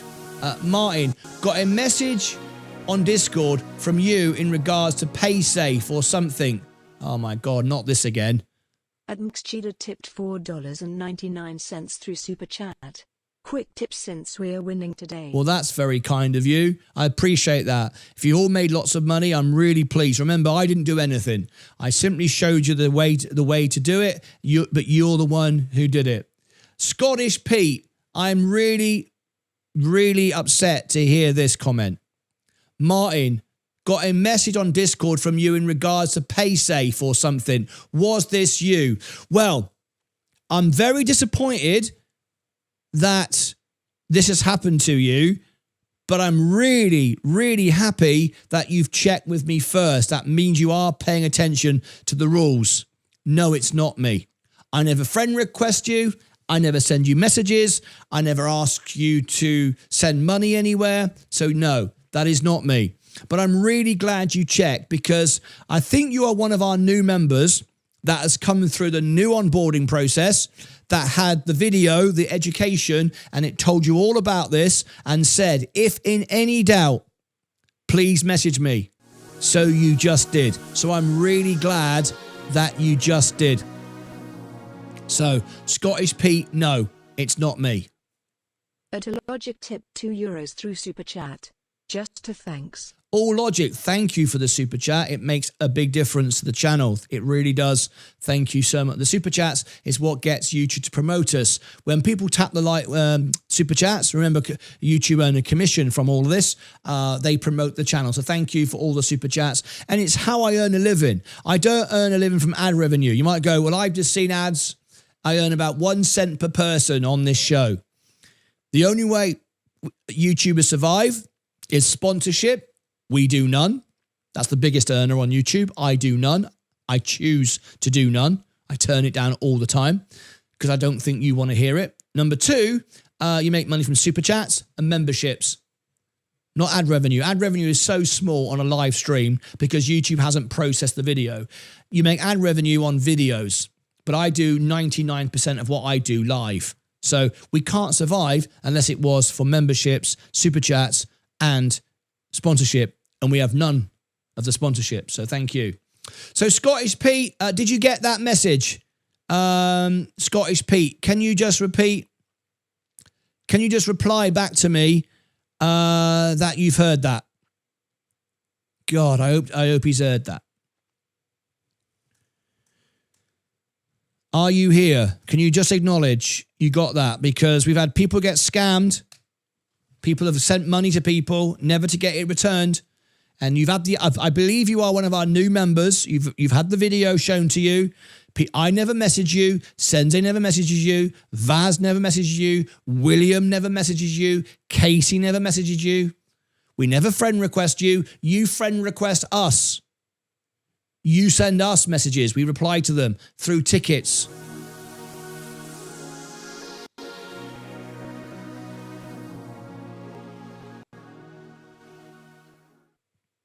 At RoPro77 tipped 20 New Zealand dollars through Super Chat.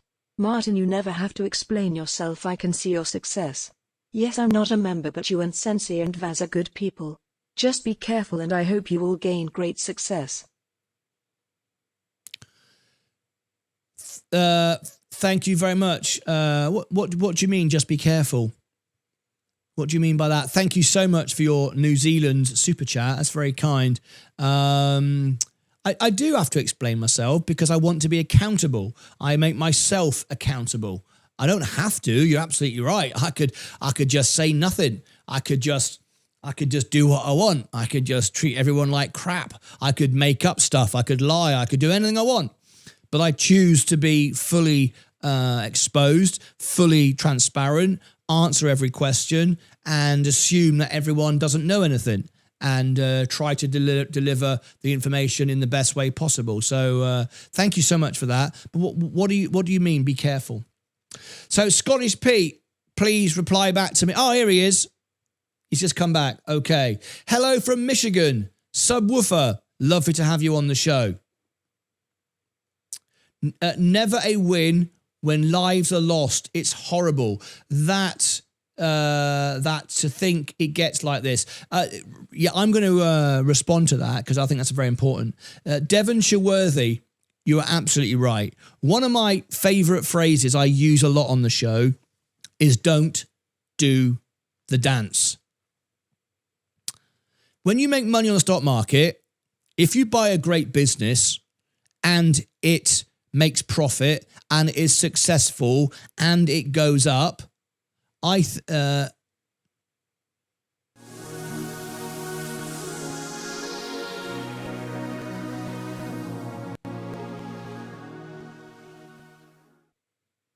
RoPro77 tipped 20 New Zealand dollars through Super Chat. Careful Martian in the market, smiley face emoji. Yes, thank you for that. No, you're absolutely right. I'm always careful. I've not been buying anything on the way up today, have I? I didn't even buy any of this pump, did I? I bought on the way down. Yes, I'm very heavily in margin, extremely. But you saw me today buy Coca-Cola when it went down. You saw me do that. You see me have a defensive play. You see me moving more into the S&P. You see me moving more into ETFs than individual stocks. I think I am very careful, but thank you for your concern. I really appreciate that. That's very kind of you to give your second super chat of the day. Thank you. So Devonshire Northie, I say don't do the dance. Yeah, I don't like when people short the market. I understand they do.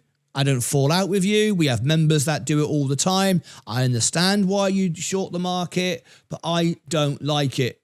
I don't agree with it. I don't think it's necessary. I know it's part of the game, right? But I don't like it and I'll never do it. Never have and never will. So if you're making money in a war when people are dying and you're trying to drive the market down, you're trying to destroy the market, when people are working hard to survive and build businesses and employ people, I don't think it's very nice. I don't condemn you. I don't dislike you for doing it, but I don't think it's very nice. I would never do it. But if you want to do it, then carry on. But we shouldn't celebrate winning by destroying markets. We shouldn't celebrate by winning when people die. Absolutely not. I couldn't agree more. I feel exactly the same. This is a terrible time. I've made money because there's a war, but I've done it responsibly. I've done it with care. I've not bought any defense stocks. I'm not buying bomb stocks. I don't believe in that either. I don't want to profit from war from that point of view at all. I mean, in the S&P, there will be some defense stocks. There'll be some bomb-making factories. I don't buy them out of choice. I buy problem-solving stocks. I buy businesses that provide value and service. You could argue Coca-Cola isn't great for you, and it's not. But they also provide teas and coffees and water and employ lots of people. So nothing is ethically perfect, but I buy great businesses, and I don't short the market, and I don't try to profit from war. However, when the market goes down, when everybody else sells it, I will buy it. So in a roundabout way, I do benefit from war. However, I don't do the dance. You saw me, kept my head. It was tough, difficult, but I stayed in the market, and I'm not jumping up and down, going, look at me, I've made all this money. I'm telling you how I've done it, but I'm not rubbing anyone's faces in it, and I'm not doing a victory dance, and I'm not celebrating that we've killed loads of people and all that kind of stuff. So I agree with you wholeheartedly on that. Thank you, Martyn. Always enjoying listening while I'm working. Thank you, Kimberly. I made money on space. Virgin Galactic. Yeah, Virgin Galactic is started to short squeeze. But you may remember, I told everybody, I gave you the warning, be careful, because I can't buy it, because those that are in this, that can move it and you can't, are very keen to dump it on you. I've told you about Michael Cole Glazier and Eric Kearney and all these people. I don't trust them. I don't like them. The product is great. This can short squeeze, but there are those that are underwater that are looking for the excuse to sell and dump it. So I do put that warning out. So congratulations, but be careful on that one. Scottish Pete, Martyn will never ask you for a payment like that. Martyn won't even friend request you. Martyn won't send you a message. Martyn won't say send money anywhere. Martyn, don't prefer Irish or Martyn, don't prefer Irish or Scottish friends. Everyone's my favourite. On a peaceful market, and what percentage you trim? That's a very direct, simple question, but there isn't a simple answer to that. It will all come about, you're focusing on a percent. So in other words, a price. What I focus on is value. At the point that I have got the best value out of my investment and my business is where I'll trim. However, I can't just say across the board, generically, at what percent do I trim? There isn't a specific number. Every day I reassess, every day I reevaluate, I follow the earnings reports, I understand what's going on, and it's an ever-evolving mathematical equation. Martyn, extremely impressive. You are awesome. Song for space. Thank you so much indeed. That's very kind of you. What a nice thing to say. Scottish Pete, yep, got the reply and appreciate it. I get your Discord details from your YouTube channel. I did get your Discord details from your YouTube channel. Thank you, Scottish Pete. Great. That person that messaged you, block them. Now, don't play games with them. Some people think it's fun to play games with the trolls. It's not, because they can get information from you. Just block them. Don't waste your time entertaining an idiot when you could be out investing and making money. I know you're enjoying yourself, but don't do it. It's a waste of time. Go and be more productive. We never message people outside the Discord server. No, that is correct. Martyn, loved the Rudyard Kipling If poem yesterday. Melted my heart to hear it out loud. Well, that's very kind of you. Yes, it was by Rudyard Kipling. Thank you. I've used it quite a few times. I own BlackRock ITA. Is it an aerospace defense ETF? Companies are up hugely in months. Of course they are. Yeah. These can also go down very quickly as well. Again, nothing wrong with buying defensive stuff. I have the S&P 500. I'm sure I own them, but it's just not for me to buy individually. I don't want to be buying.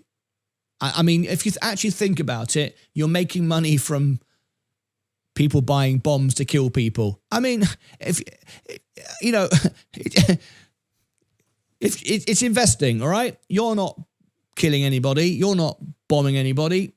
I don't do it, but I don't judge anyone for doing it. All right. I just choose not to do it. It's just made up numbers floating in computers. Unless you have billions, you are affecting nothing. Yes, I understand the point of view. If it's just me, what does it really matter? Well, I could argue, what's the point of recycling my empty can of Coke? Because my one can of Coke doesn't do anything. Well, I can't control what the rest of the world does, but I choose to live a certain way, and I want to recycle. I want to keep my home tidy. I want to be responsible. I want to be accountable, because it makes me feel good. All right. I've got a friend of mine back in the UK, lives right next door to me. And he doesn't recycle anything at all. He throws every single can, every single bottle in the bin. He says, Martyn, 95% of it doesn't get recycled. And I go, I know, you're right. But do you feel comfortable just knowing that you could simply recycle that? What I actually do, if anyone, I've got a bit off topic, is again, I take action into my own hands. When I recycle my bottles and my cans, me and Leah take a trip out to the recycle plant and we put them in the actual box. Those ones do get recycled. So if you're just throwing your recycling out in the recycle bin and hoping that the recycle man will do it, it's not always perfect. But if you collect your bottles, collect your cans, collect your cardboard, collect your paper, and you end up with some proper, easy to recycle stuff, and at some point you take a trip to the recycle plant, on a day you take a trip out into the village, the town, have a meal out somewhere, me and Leah do it.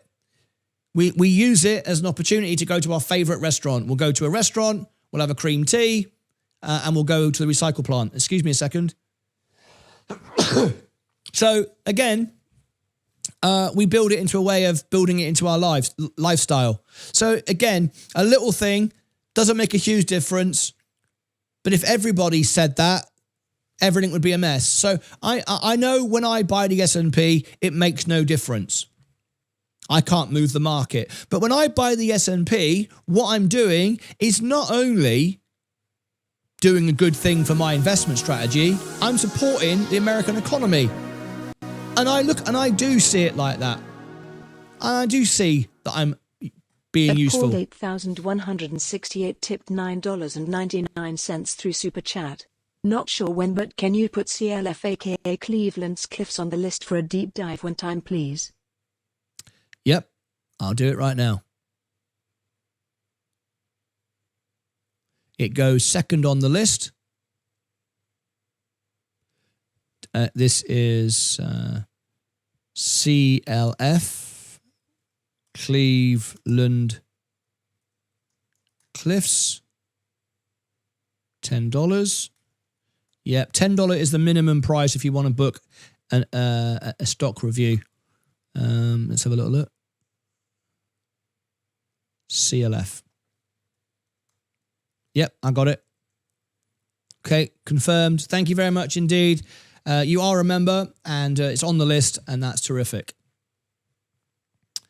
So hey Martyn, is VUG too high to buy? Just wondering if I missed the train. Well, that's a very easy way to answer that. A very, very easy way to answer that. Let me go to VUG. You're asking, is VUG too high? Well, of course it was better last week. That's why I bought it. Now, I'll probably go there again if we go back to war, straight back down again, because people will take profits, drive it back down, buy it up. Here we go again. Right. Is it too late to buy VUG? Well, the question you should be asking yourself is not the price too high. You're focusing on the ticker or the ETF. Remember, nearly 30% of it is Google and Nvidia. Is the penny starting to drop? Let's go back to Nvidia and Google. Google is up. Oh yeah, it's up 3.5% today. Was it better last week? Yep. But what's my price target on Google? $400. So would you buy Google today? Well, yeah. Was it better last week? Yeah. But if it goes to 400 and you buy it at 314, is that a good deal? That's what you're buying with VUG. Plus, you've got the exposure of an ETF, which protects you in a more uncertain world. What about Nvidia? Nvidia, it's going to 250 to 300, nearly double in price. Is it a good time to buy Nvidia? Would you buy it? I would. I would. Look, I'm only up 3%. Yes, I've made $1,400. I bought it lower and I'm up 3%. I didn't buy Nvidia to make 3%. I bought Nvidia to double my money. So yeah, buy VUG and benefit from the dividend as well. So is it too late? Well, it was better earlier. Is it too late now? No, absolutely not. Already done that. Scottish Pete, terrific. So, Dalish. So if you short, you borrow someone's stocks, then sell it with a goal of buying back at a lower price and keep the difference. Not something I have done. When you're short in the market, you're putting downward pressure on stocks. You are making it difficult for stocks, businesses to survive. You're putting businesses under threat. When you short a stock, you think you're just on your phone, pressing a button, and you don't see any reaction. You just think, I'm making money. This is how I do it. Right? Shorters always lose wars, but they always win the battles. But they always lose the long game. What's the point? I don't believe in it. I think it's a stupid thing to do. I shouldn't say that, really, should I? I think it's a terrible strategy. But what you don't see is when you short a market, a business, you're putting that business under pressure. You can destroy a business purely through its price action because it can't raise funds. It has to dilute. It puts people out of work. It makes people lose their jobs. You remember when with the Big Short, when Michael Burry and everyone shorted the market, a handful of people made money. Millions lost their homes. Thousands lost their lives. People got divorced. People fell out with each other. That's the reality of shorting the market. There's real pain the other end. So I just don't want to be in the world being part of that. I don't see any point. I bought space at 219 and sold at 315. Oregon, fantastic. Congratulations. You did exactly the right thing. Fantastic. Martyn, I like the first comment. You showed it quite often. We don't trade while others are dying. Yeah, don't do the dance. Don't celebrate if you've made money. I don't see it's right. Love to recycle, Liz. Yeah, I like to do it. I think it's the right thing to do. Bless you, says All Logic. Thank you. Petra, I love to recycle too. Plus, I don't buy stuff in plastic as much as possible. I live close to zero waste. That is fantastic, Petra. Congratulations to you. It's a good thing, right? It's also much more healthy as well because your plastic leaches into your food. Plastic leaches, when you put it in the microwave, it's even worse. Everything should be in a paper bag, a bottle, a wooden box. Should never be in plastic. And I know it's impossible to avoid it unless you live on a farm and you grow your own food.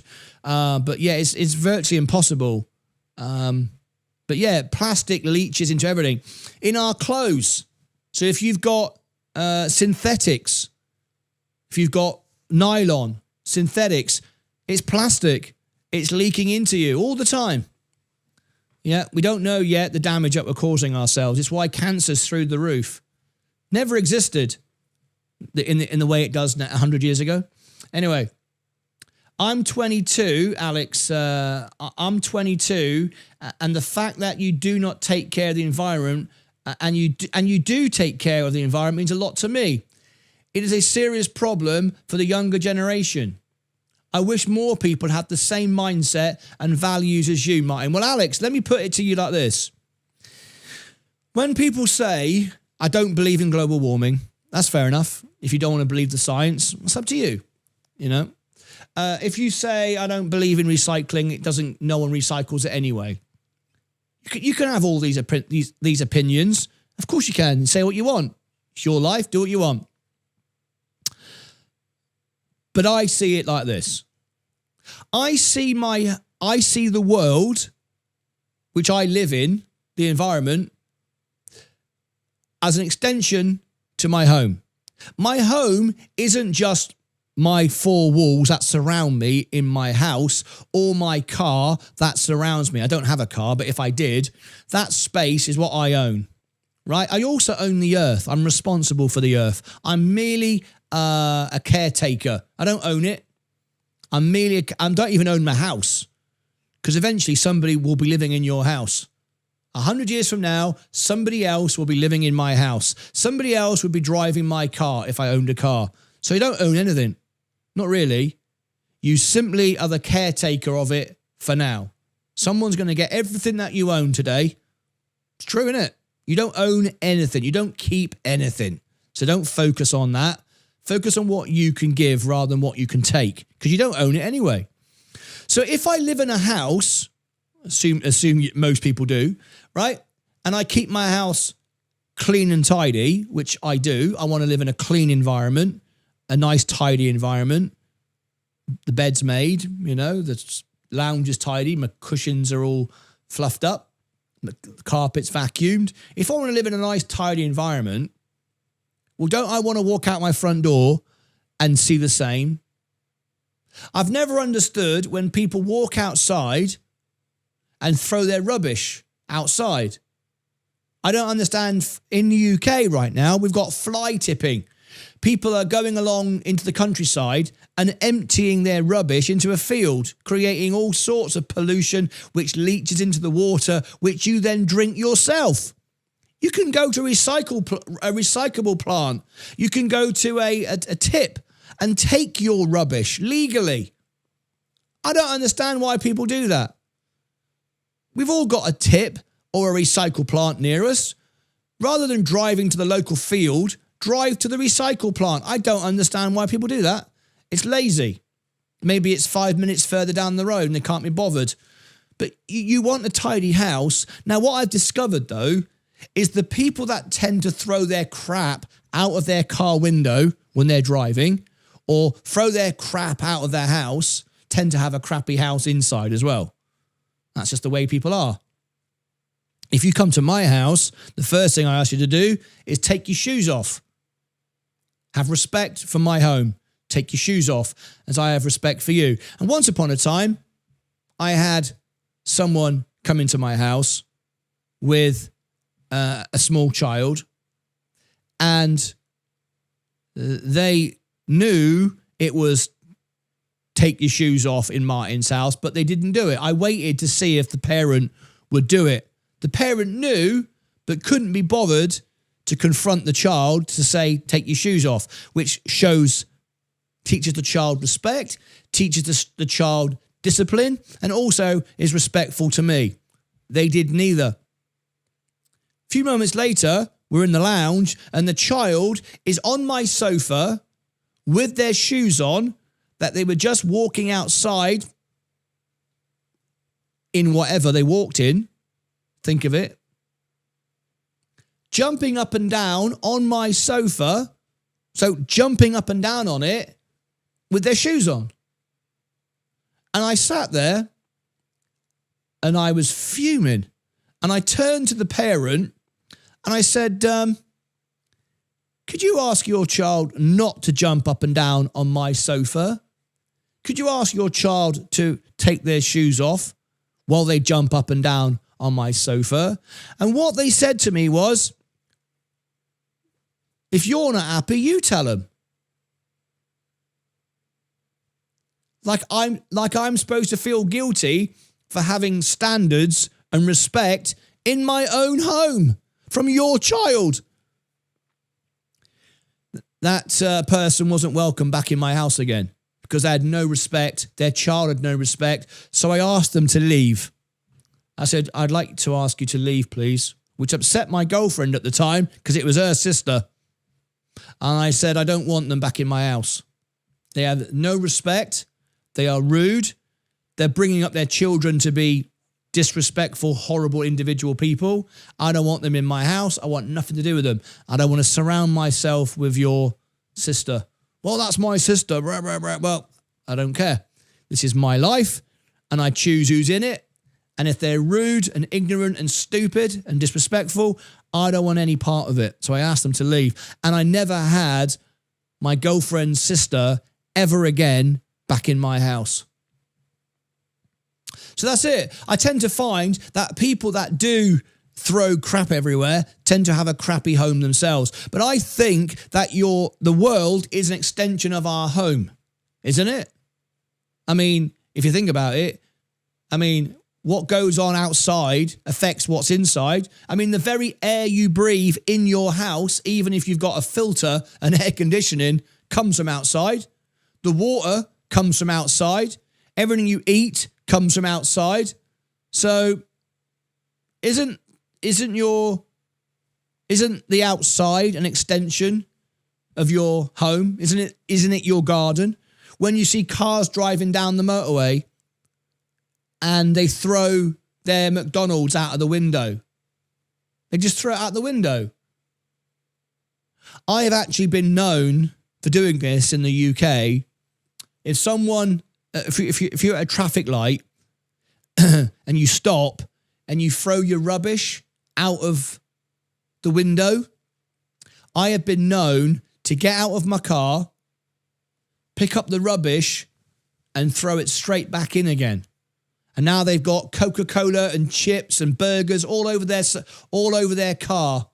I've done that. I do not like, and I believe if you stand by and do nothing, you are complicit.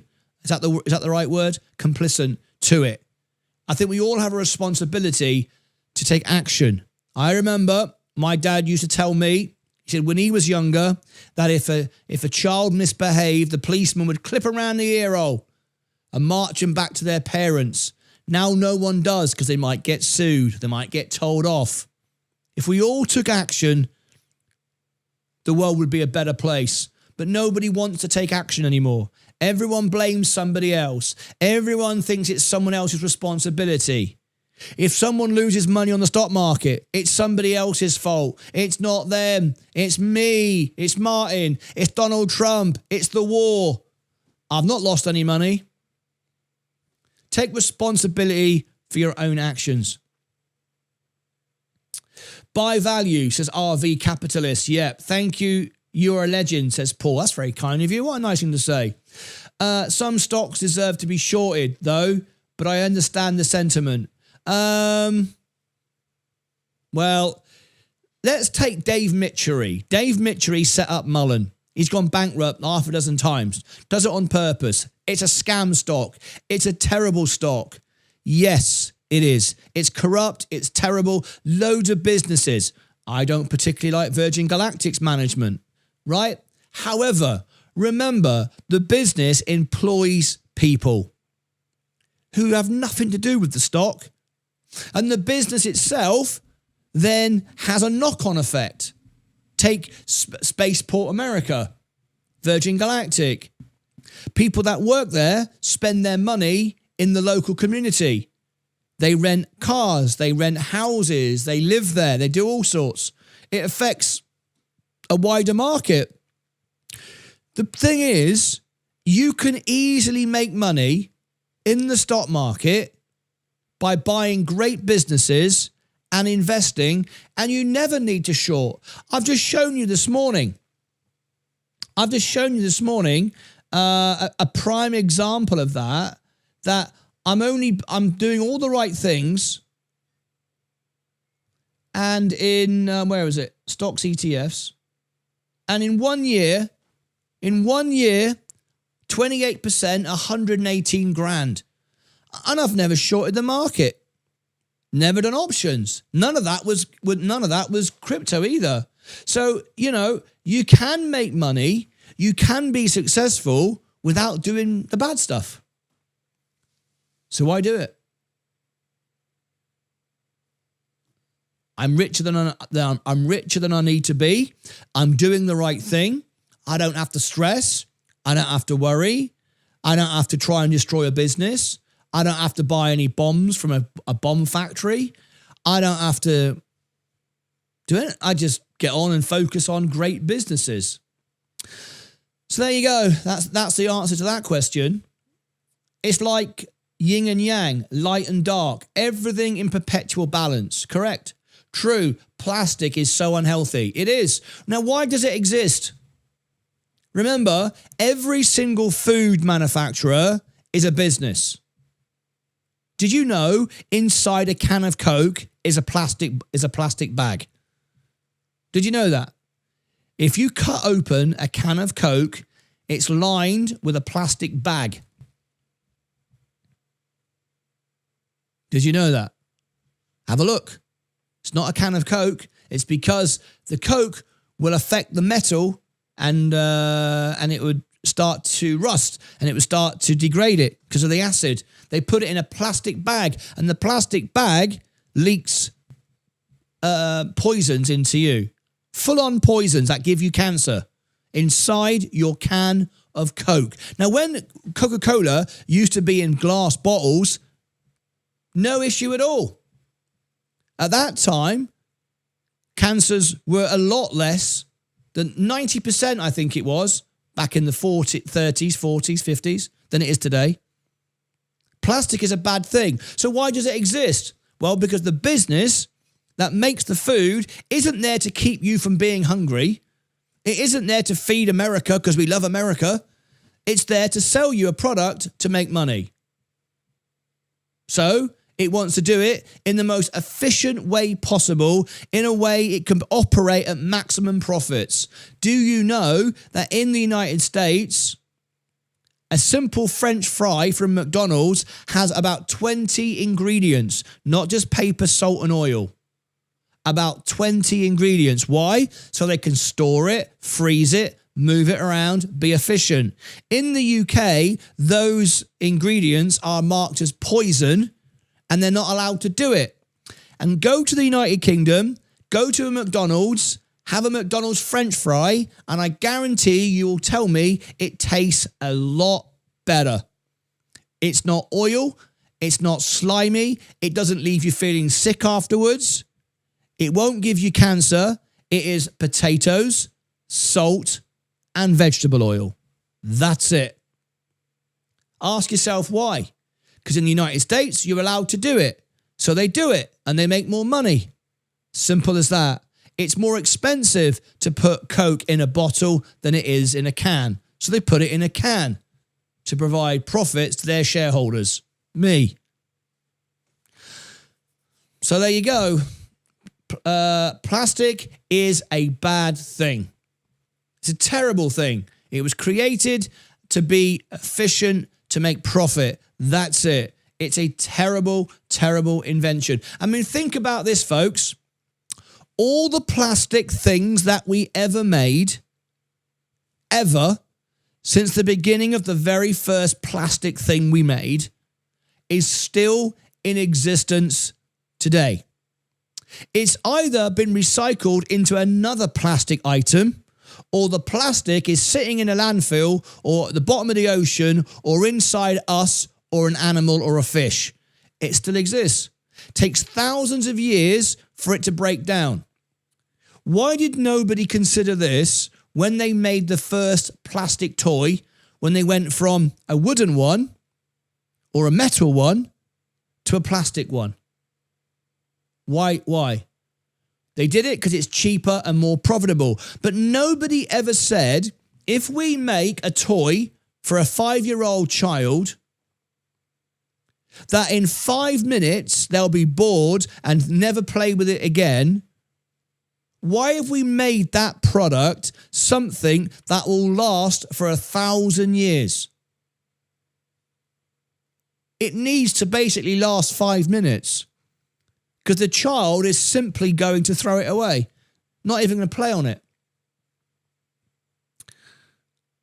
Think of when a baby's born and you go out and you buy all these plastic rattles and toys.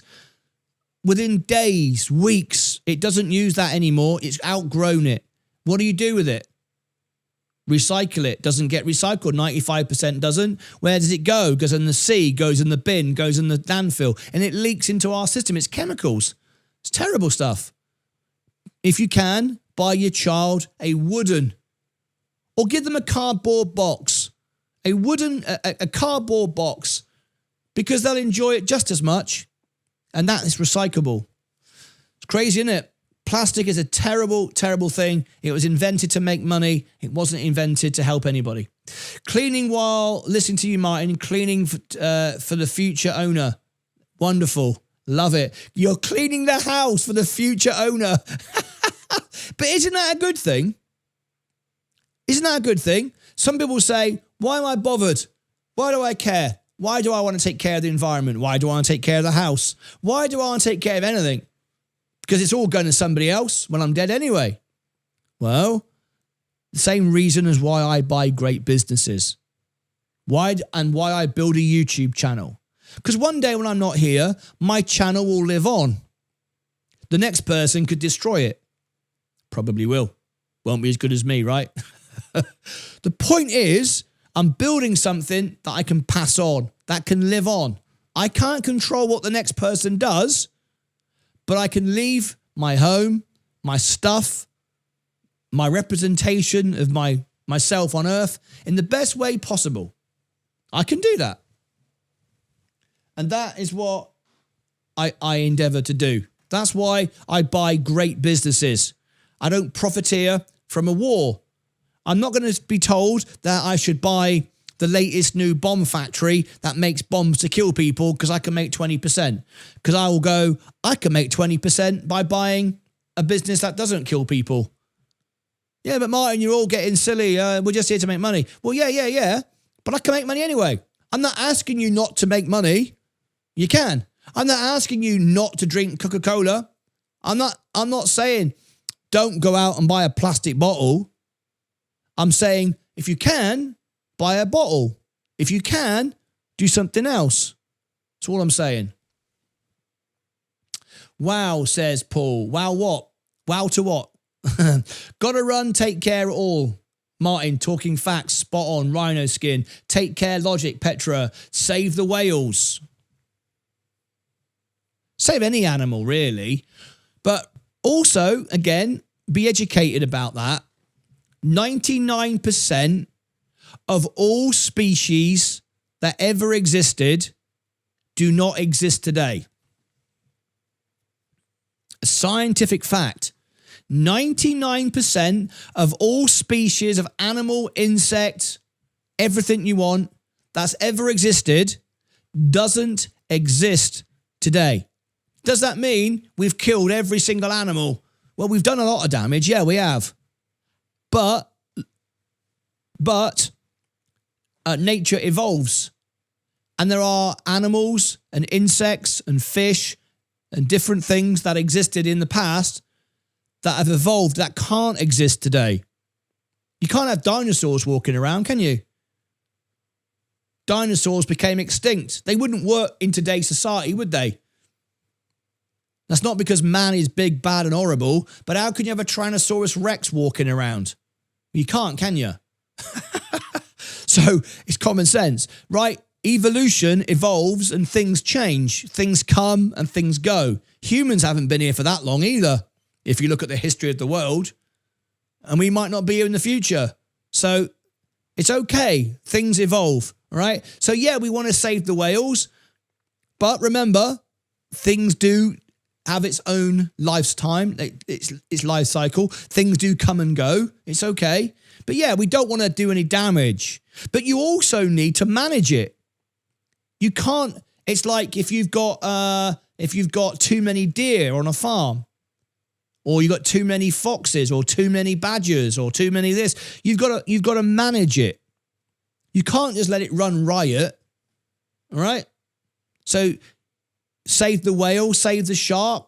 No one ever says save the shark, do they? The shark isn't very nice. Oh, no, get rid of all the shark. No, the shark's important to the ecological system. The spider, the ant, the mosquito. In fact, I don't think the mosquito does any good. Anyway, the point is education, respect all animals and wildlife, and try to protect what we can, but also allow things to evolve. I do a lot of head shaking and disbelief around people. Same like you do, Martyn. Yeah, bloody right. I do not like lazy people. I do not like rude people. I do not like disrespectful people. And I cannot stand stupid people that don't see what's right in front of them. Those people, in my mind, are a waste of space and they use up oxygen. If you are a stupid person and you refuse to listen and you refuse to open your eyes and you only believe what you want to believe because it makes you feel good, you are a stupid person and you'll never be invited to my house or dinner with me. I cannot waste a single second entertaining a stupid person.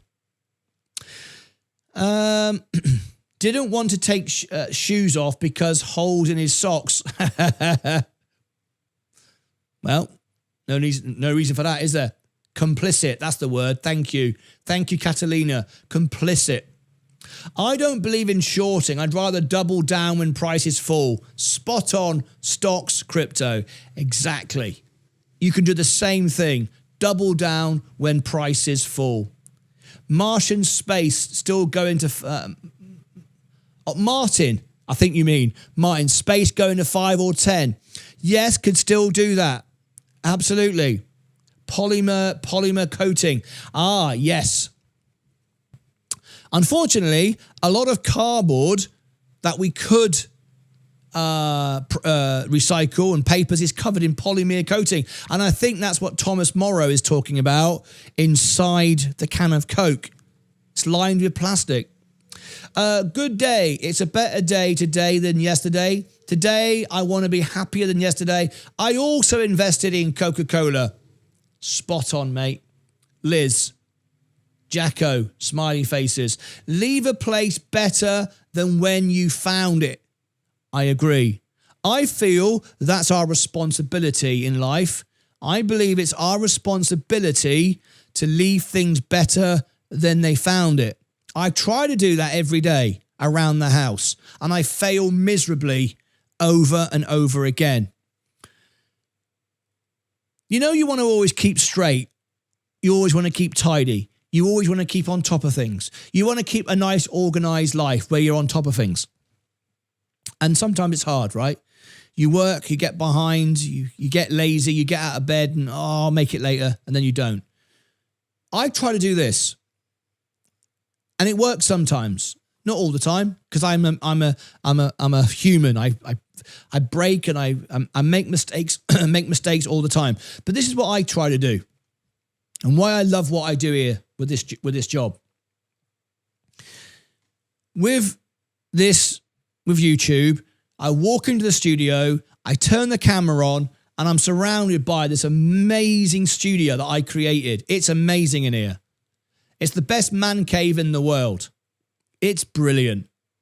It is, without doubt, the best live streaming studio on. I don't think anyone has got anything even close to this. I've got an amazing chair that was given to me by the Lucasades. See this chair here? That's embroidered silk, by the way. See on the back of that chair? See on the back of that chair? That is embroidered silk. This was made for me by the Lucasades. Look. See that? I wonder if I can zoom into that. I'll show you something. Look. I'll try and zoom in. Where is it? Oh, no. Oh, hang on a minute. Of course I can. why am I being so stupid? Right. Okay. Let me just zoom in. Right. Right. There you go. Right. There you go.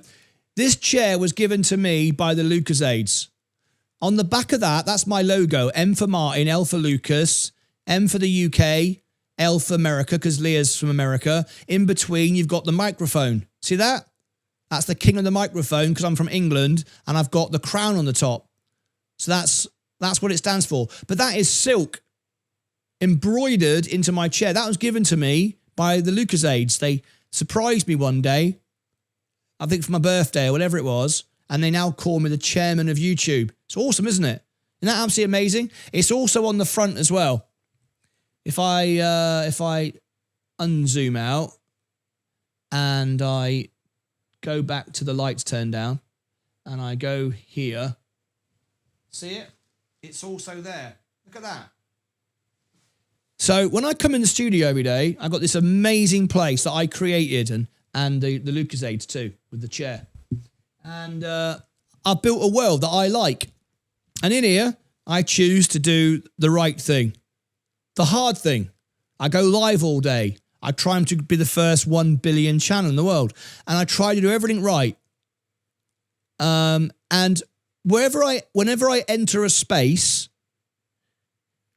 just do one little thing.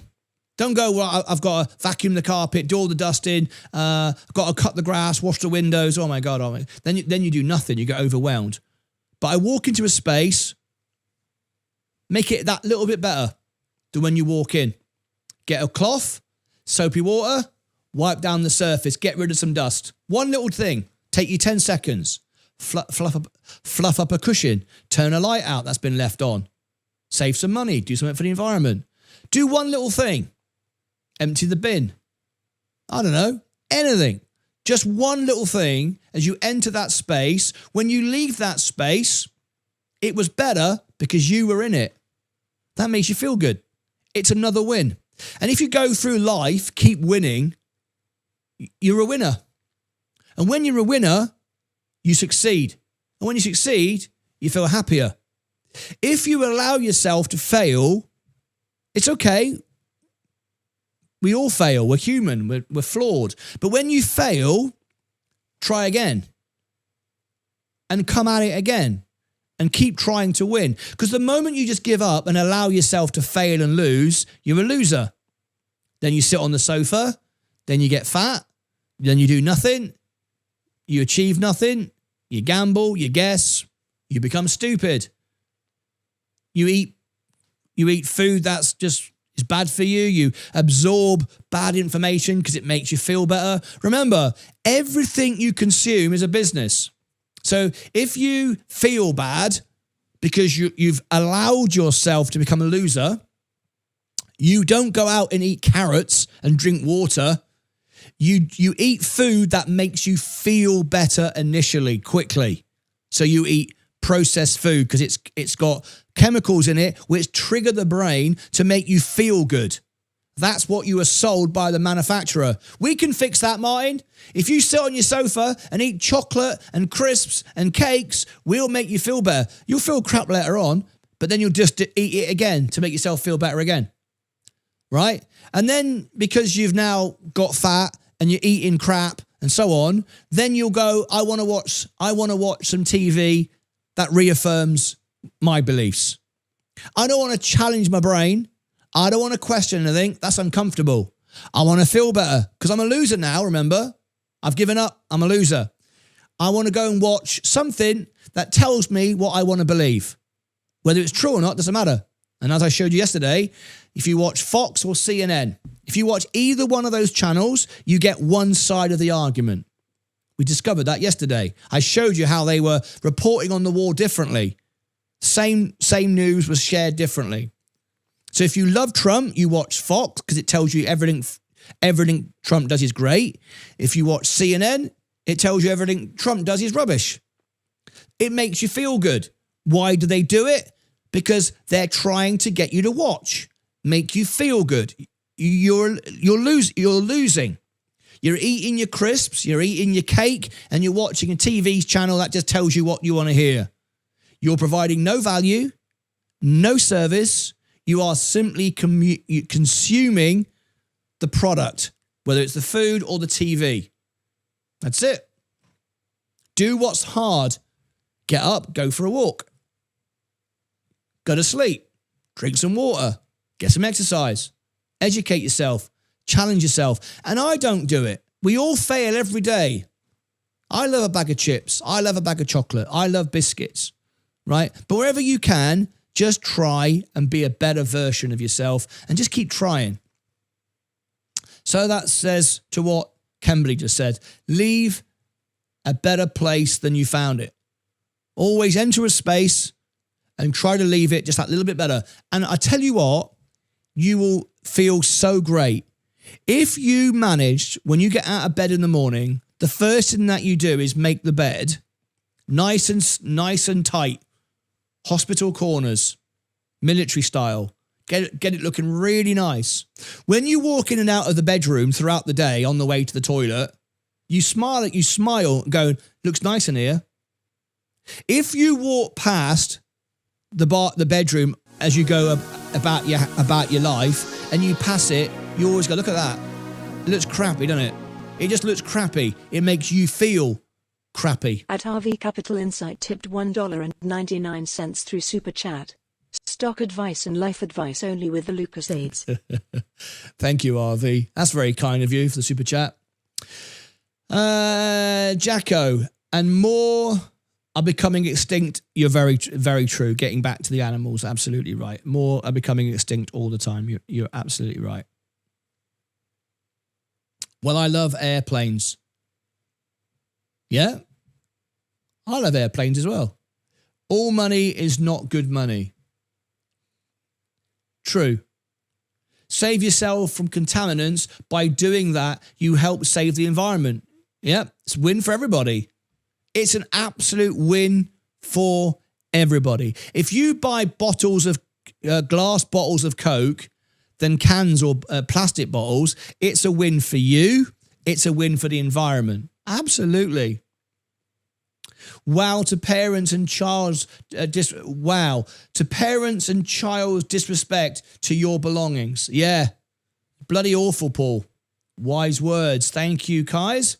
The gal to tell you to stay something is the gal to tell you to say something. It bothers you. Yeah, it does bother me. Yeah. Aerospace. Kind of the future. Ammo is depleted. Number goes up whether I hop on or not, like getting on a train. Yeah. Aerospace, kind of the future. Ammo is depleted. Numbers go up whether I hop on or not. Yeah. Still don't need to do it though. Just because you can doesn't mean you should, does it? I mean, there's loads of things in life you can do and everybody else does it. Doesn't mean it's right though, does it? I don't know. We have dinosaurs in Congress that need to go. MX Childer. Steve Jobs said death is the single greatest invention. It makes way for the old to make room for the new. Spot on. Dead right. Liz. A bat eats 50 grams of mosquitoes every... Oh, is that right? Whoa, that's amazing. Wow. Even in Tulum. Even in Tulum? Where's Tulum? Yes, says Jacko. Was talking about you, Martyn, only kidding. It's all good, mate. There was so many, Jacko. When you fumigate mosquitoes, you are disseminating bats. Or decimating bats. Bat shot is the best and most expensive organic fertilizer. Oh, bat shot is the best and most expensive organic fertilizer. I remember when it took a bit of getting used to. Bat excrement, that's what you meant, yeah. If I see a crumb on the floor, I've got to pick it up. Sometimes I eat it to recycle. I'll be honest. If we're preparing food and I drop something on the floor, for 1 second, I'll pick it up and eat it. If I'm, you know, whatever. If it's on the floor and the floor's dirty and it's been there for 10 minutes, I won't. But yeah, if I, you know, very often, you know, if I drop something and it doesn't get damaged, you know, I pick it up straight away. Yeah, straight away. That's a neat seat. Thank you, Kurt. I don't want to brag about it, but Sensei was absolutely sure yesterday about a no ceasefire today because of polymarket odds. Then I said the polymarket is often wrong, and I was told I am wrong. Pop in. Well, obviously, I can't comment for Sensei, right? Nobody knew, and I did in my show, and you may remember, I said I don't know what is going to happen, but I said I'm going to win either way. And I said to you, if the war comes to an end, my portfolio would go up. And it did. If they'd invaded, my portfolio would have gone up. So I was right. I don't know what Sensei said. I wasn't there. Polymarket is a tool that Sensei uses, and it can be useful. I don't use it. It's not for me. However, I can see the benefits to Sensei using it, but I don't use it. In fact, I don't use charts at all. I don't do prediction markets at all. I simply buy a business under value, and that's it. That's all I do. I had the most simple strategy there is, and I always win. But, you know, that's not to say it's the only strategy. We all do our own thing. Polymarket is a useful thing. Sensei uses it. It's not for me. I don't use it. But I can't comment on what Sensei told you. I wasn't there. I wish Sensei was here today to answer that. It would be great, but unfortunately he's not. So I can't speak from on his behalf. Martin, only 6% of VUG is Google. No, it's not. UK investor, you're absolutely wrong. Let me show you. VUG. Go to VUG. Go to top 10 holdings. 6% is Google. Oh, hang on a minute. You're right. No, you're not. That's Google A. And another 4.5% is Google Class C, which makes a grand total of 5, 6, 7, 8, 9, 10 and a half, 10.2 to be exact. Well, they're about 10.2. So it's not 6%. It's nearly double that. Okay? Because GOOG, Class A and Class C, is still the overall business. It's divided into two separate parts because one is a votable business for its shareholders and one is not. But the overall portfolio is over 10.2%. All right? So UK investor, you're wrong. Thank you for bringing it to my attention, but you are wrong. You can see it on the screen right there. But thank you for saying that, because a lot of people might have thought the same thing. 5 seconds rule, bro, you're good. There you go.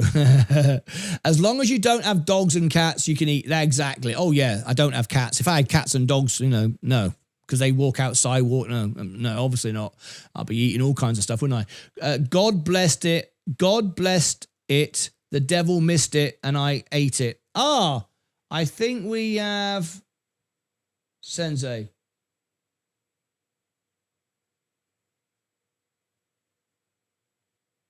I think. Right. Sensei has just sent me, I think Sensei was listening in. So he sent me a message.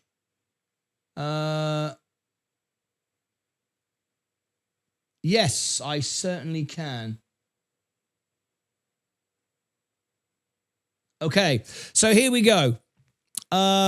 This is important because someone has messaged. Hang on, someone just spoke about Sensei's polymarket. And I've now got clarification from Sensei. So let me bring this up.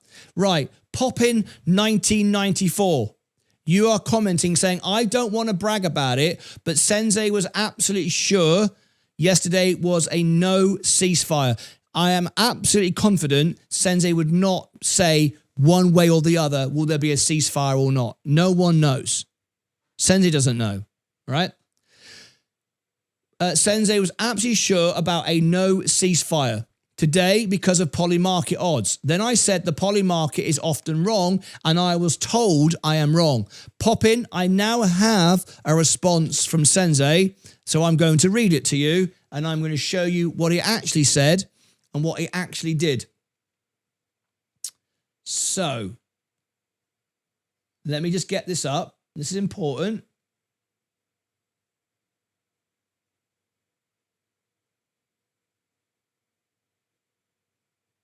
I can't believe this. Just A trying to Defense find it. 89 has become a member.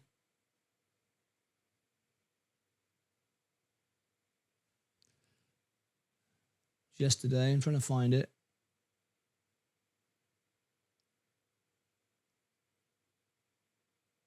Ah, here we go.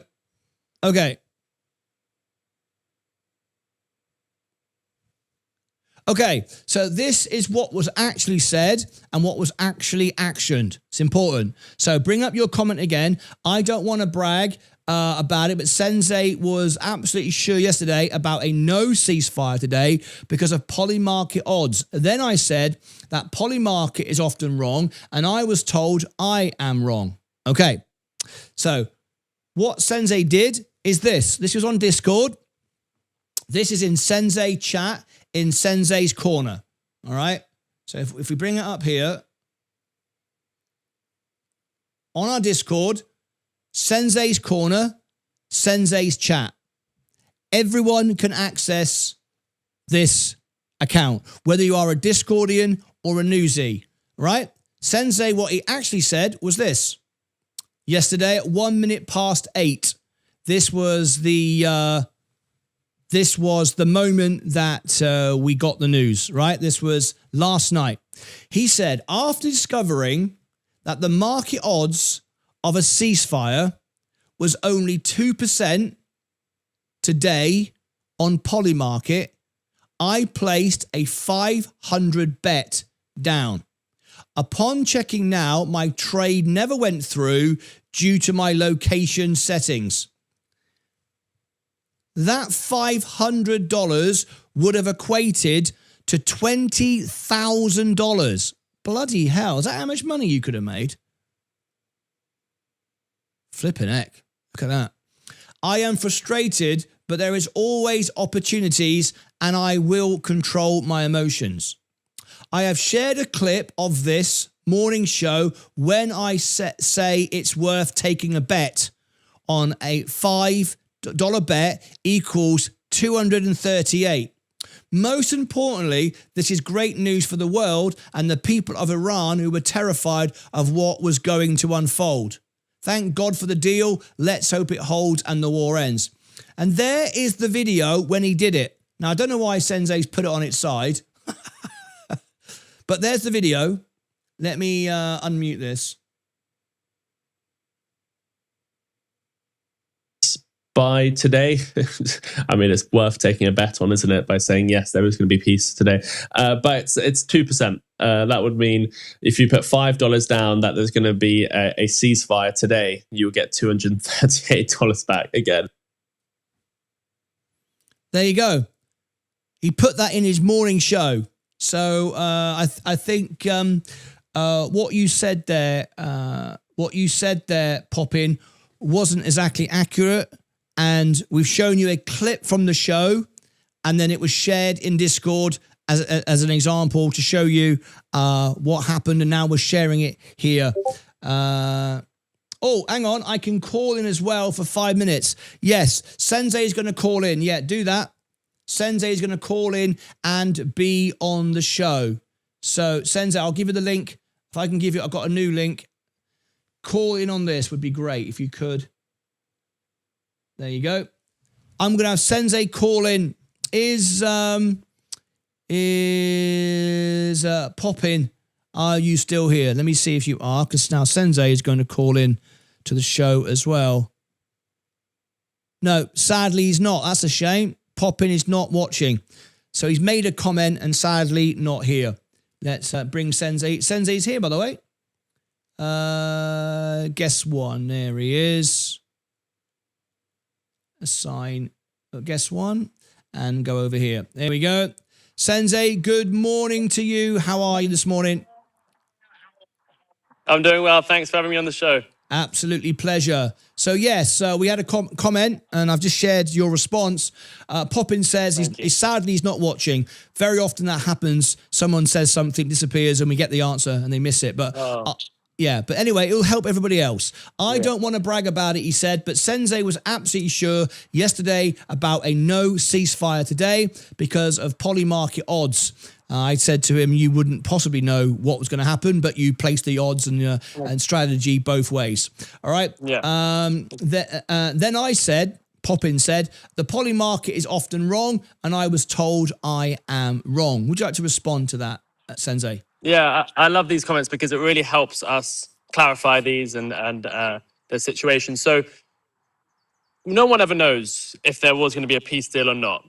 And one of the tools we use, and it's not a sole tool we use or a tool I use, is to look at the market odds. Just like if you're going to watch a Liverpool versus Chelsea game and you want to know who's more likely to win, well, the betting market's going to give you a better indication and going to give you better odds for the team that's most likely to lose.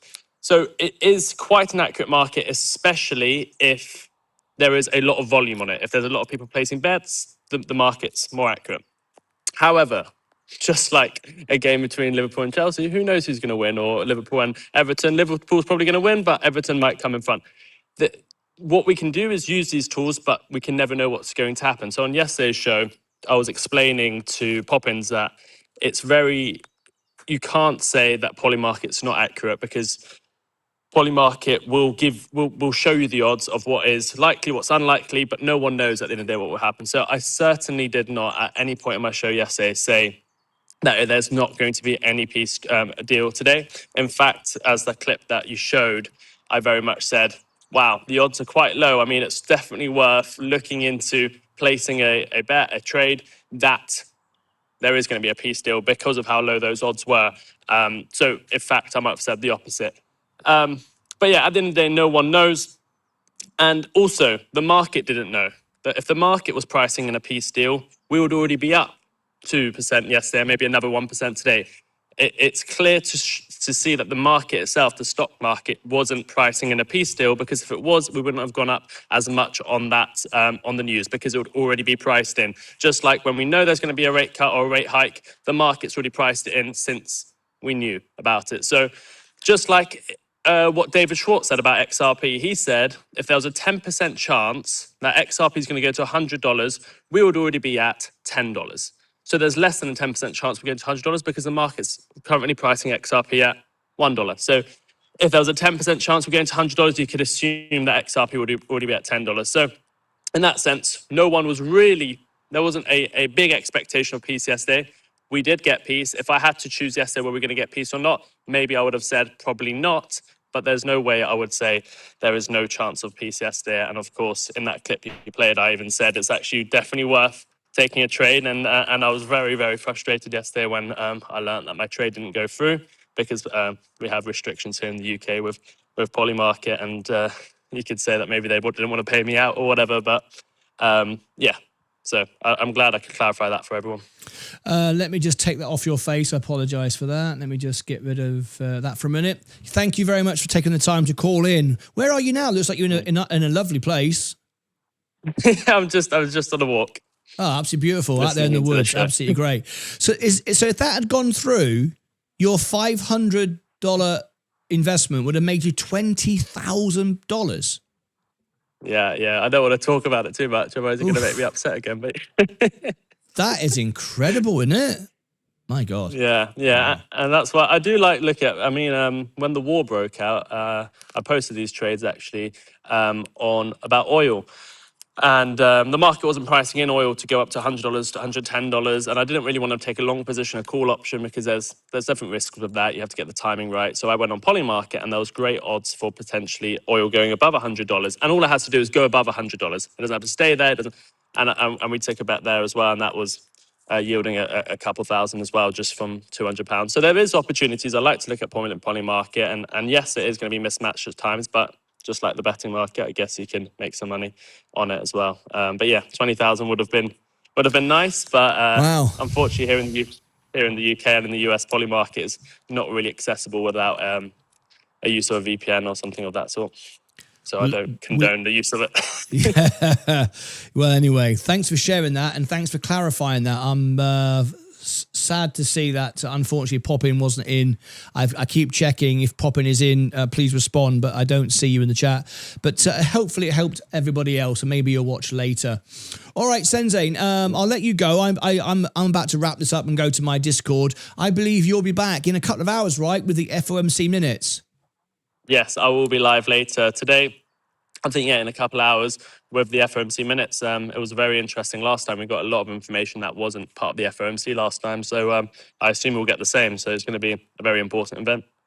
Yeah, guys, if you're not familiar with the FOMC report, these drive the markets, and what they say in the minutes is important. And I love the way Sensei covers this. He does a better job than myself. Otherwise, I'd cover it because it's a very, very popular stream. Whoever covers it gets a good stream. But Sensei, you'll be doing. Will there be information in the newsletter? Is there anything like that? I'm going to send something out shortly in about an hour's time, just to get everyone prepared for it, and then we're going to do a debrief because it's such an important event. The FOMC, it's like behind the scenes of what the Fed were discussing before they chose to come out and give the interest rate decision and the speech. So it's all the behind the scenes of it. Yeah, I strongly recommend you go and watch that, folks. When I cover the FOMC, and I have a different style of it, Sensei actually does you all the numbers and what it means and presents it in the newsletter like a cheat sheet alongside the event, and really, really well worth watching. I actually use it for my own strategy. I will be watching the FOMC when Sensei goes live with that in a couple of hours, and reading the newsletter as well. So if you've not got the newsletter, we're doing a 50% off this week as we've just released the training course. It's now out to everybody, and you'll get that information that Sensei's putting together for you right now. He's out there having a walk, contemplating the information, and then he'll process it all in a couple of hours, in an hour's toast time. So make sure you watch that. That's where we go to next. If you join me on the extra channel, I'll give you the link from there. Is the event set up yet, Sensei? I doubt if it is it? No, it's not set up yet. But yeah, you also get, just as we were discussing the oil trades and stuff, that was also part of the Discord as well. So Martyn showed you Sensei's Corner. I do jump in there and share some of our trades, do some stage events. And obviously there is also a private area for the Sensei members, as the Sensei News members as well. So you can get all of that as part of the newsletter deal as well. And also Discordians get a lot more perks now as well. So I'll be in there after the event, potentially to do a debrief or do some more stage events as the week goes on. Spot on. How do you feel today, Sensei, after not having the all-out attack, annihilation of the civilization? How do you feel? Yeah. Brilliant. I mean, that was one of the things that allowed me not to be so frustrated with my trade, because at the end of the day, as I said in that post, it's so much more important that we get some peace and resolution in the world. I mean, that's more important than any amount of money. To me, anyway, I understand. Some people might be very happy with their portfolios there, and there's nothing wrong with that. But it allowed me not to be so frustrated with my trade because it was just such great news. And I just hope it holds, and I hope we get a final resolution, and it's not just 2 weeks, it's forever. Perfect. Thank you, Sensei, for calling in. Enjoy your walk. You're making me jealous. I wish I was in England right now, being a walk around the forest. I go out here and it's just baking hot, and it's all concrete. I would love to be back in my village in Cornwall, walking around woods like that, down by the river, on my little boat. Oh my gosh. I so can't wait for that day.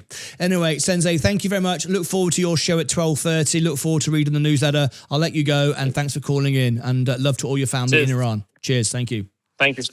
There we go. There's Sensei calling in. Hopefully that clarifies Poppin. Sadly, he wasn't here to be part of that, but we did our best to provide the information. Right, straight facts only. Yes, how to bet in poly market. Join Sensei later on Discord for his event. Join him at 12:30 for the event. The FOMC. Ask the question. He'll put you right in touch. It's not what I do. I don't do that kind of thing at all. Maybe I should. I'm missing out. Imagine how much money I could have made with the money I got. Anyway, there you go. I would rather always win than sometimes win, sometimes lose. That strategy is not for me. It's not for everybody, but it clearly would have worked for Sensei there big time. Anyway, Okay, we got someone just become a member as well. Pro Row, thank you. It's actually warm and not raining in the UK today for a change. Lovely. Cheers for another great show, Martyn. That's it from me. I want to thank you all for tuning in. Thank you ever so much, everyone who tapped the like button. Thank you to all of you that also... Oh, my like button didn't work. Hang on. Hang on. My likes are out of sync. Right, try again. My likes are out of sync. There we go. There you go. And thank you very much for subscribing. There we go. There's a little bit of a delay. There you go. Right, guys, I'm out of here. What I'm going to do now is I'm going to go over to Discord in half an hour. There'll be a Discord event in half an hour on the hour. But what we do now is rewind what you've missed, send you to the extra channel. That way, if you've just tuned in, you can pick up what you missed today. You won't miss anything. So live now on extra. Live now on extra. Please do, if you are a fan of the show and just want to help us grow, please do support us on Extra. It helps us get to the rest of the world because they all tune in at different times, right? So by going to Extra, you could put it on mute, walk away, leave it alone. You're helping the channel grow and supporting us because you're helping us find a new audience. So let me just show you what we're going to do. There is Extra. I'm going to go now to Extra real time. Upgrade the screen. And replay today's show. There it is. From the beginning. There it is. Takes a couple of seconds. Right. In a couple of seconds, you'll see that change. We don't do what Bloomberg does. Simply plays the same video over and over again for years and years and years. I didn't even know they get away with it. What I do is restream what you've just missed for people that are tuning in around the world. And as you can see, it's going to start the show. So you may have missed the first half an hour. Now you could watch this one as a past live stream, or you could watch it on Extra, which gives you the live chat. So you can see what was said during the live show here, when it went out, but you can also see the chat live right now. This is people in there. If I go there, hi Tidy. Tidy Big Dog is our #1 supporter by miles, right? Tidy is always supporting the channel. He's one of our top ambassadors, and he wants the channel to grow all around the world. So he's in there chatting to people 24/7. There's always somebody now chatting. It's amazing. I want to big up Kimberly, All Logic. A lot more and more people are doing this. There was a time when the Extra channel didn't have anybody in the chat. Now it's 24/7. There's always somebody in. And what we do to protect the channel, because it is 24/7, you know, when I'm asleep, we make it members only. Everyone can watch, everyone can listen, but if you want to chat, it's a member only. It's a different channel, so it's a separate membership, but it's only 99 cents. It never goes up. It never will go up. There's no inflation, but it's just enough to keep everybody from spoiling the experience. So there you go. If you go there now, I'd really appreciate it. Whether you're watching on the phone or whether you're watching on the widescreen TV show, it will take you there automatically. There is a link in the chat for you to click on. All right. So there you go. So that's where we're going right now. Please do join me. That's a way to talk to me off air. I will also see you in Discord in about half an hour. Sensei will be back in 2 hours for the FOMC event. Very, very important event. You need to make sure that you watch that. I think it's a very, very important event. I'm just going to make sure that I have got it set to go there. Yes, I have. That's all good. Just do all of that. I don't know why I double check myself, but I always do.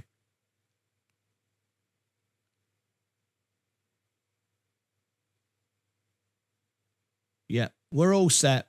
We're all good. All right. So that's it from me. Thank you very much indeed. I'll see you over on Extra right now on Discord in half an hour.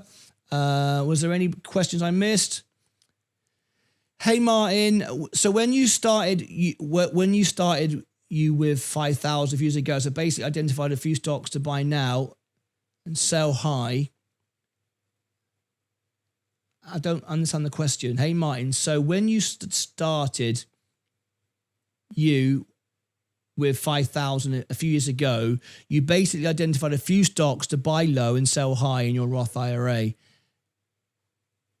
Yeah, I buy and sell in my Roth IRA because there's no tax. It's tax-free. You don't do tax lots in your Roth IRA. There are none. Only on the main account. Your Roth IRA, you can't, there are no lots because everything is the same. It's just all tied up together.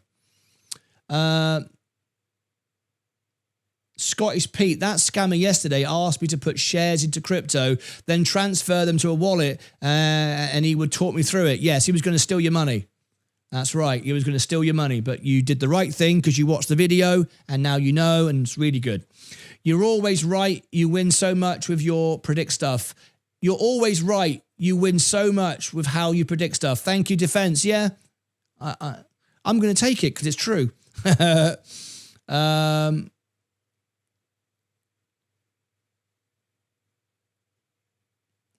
Solomon, I can't look now. I've got to go. The show's ended.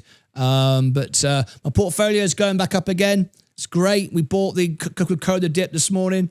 Very, very happy with that. We're not gambling. We're not guessing. We're always winning. We're always going to win. If you want my trades, I don't know why everyone is not a Discordian and a newsie, because we're giving you 50% off the newsletter. There it is. If you want all my trades 24/7, one-on-one support, you see how often I win all the time. Join me on Discord or YouTube membership Electrum.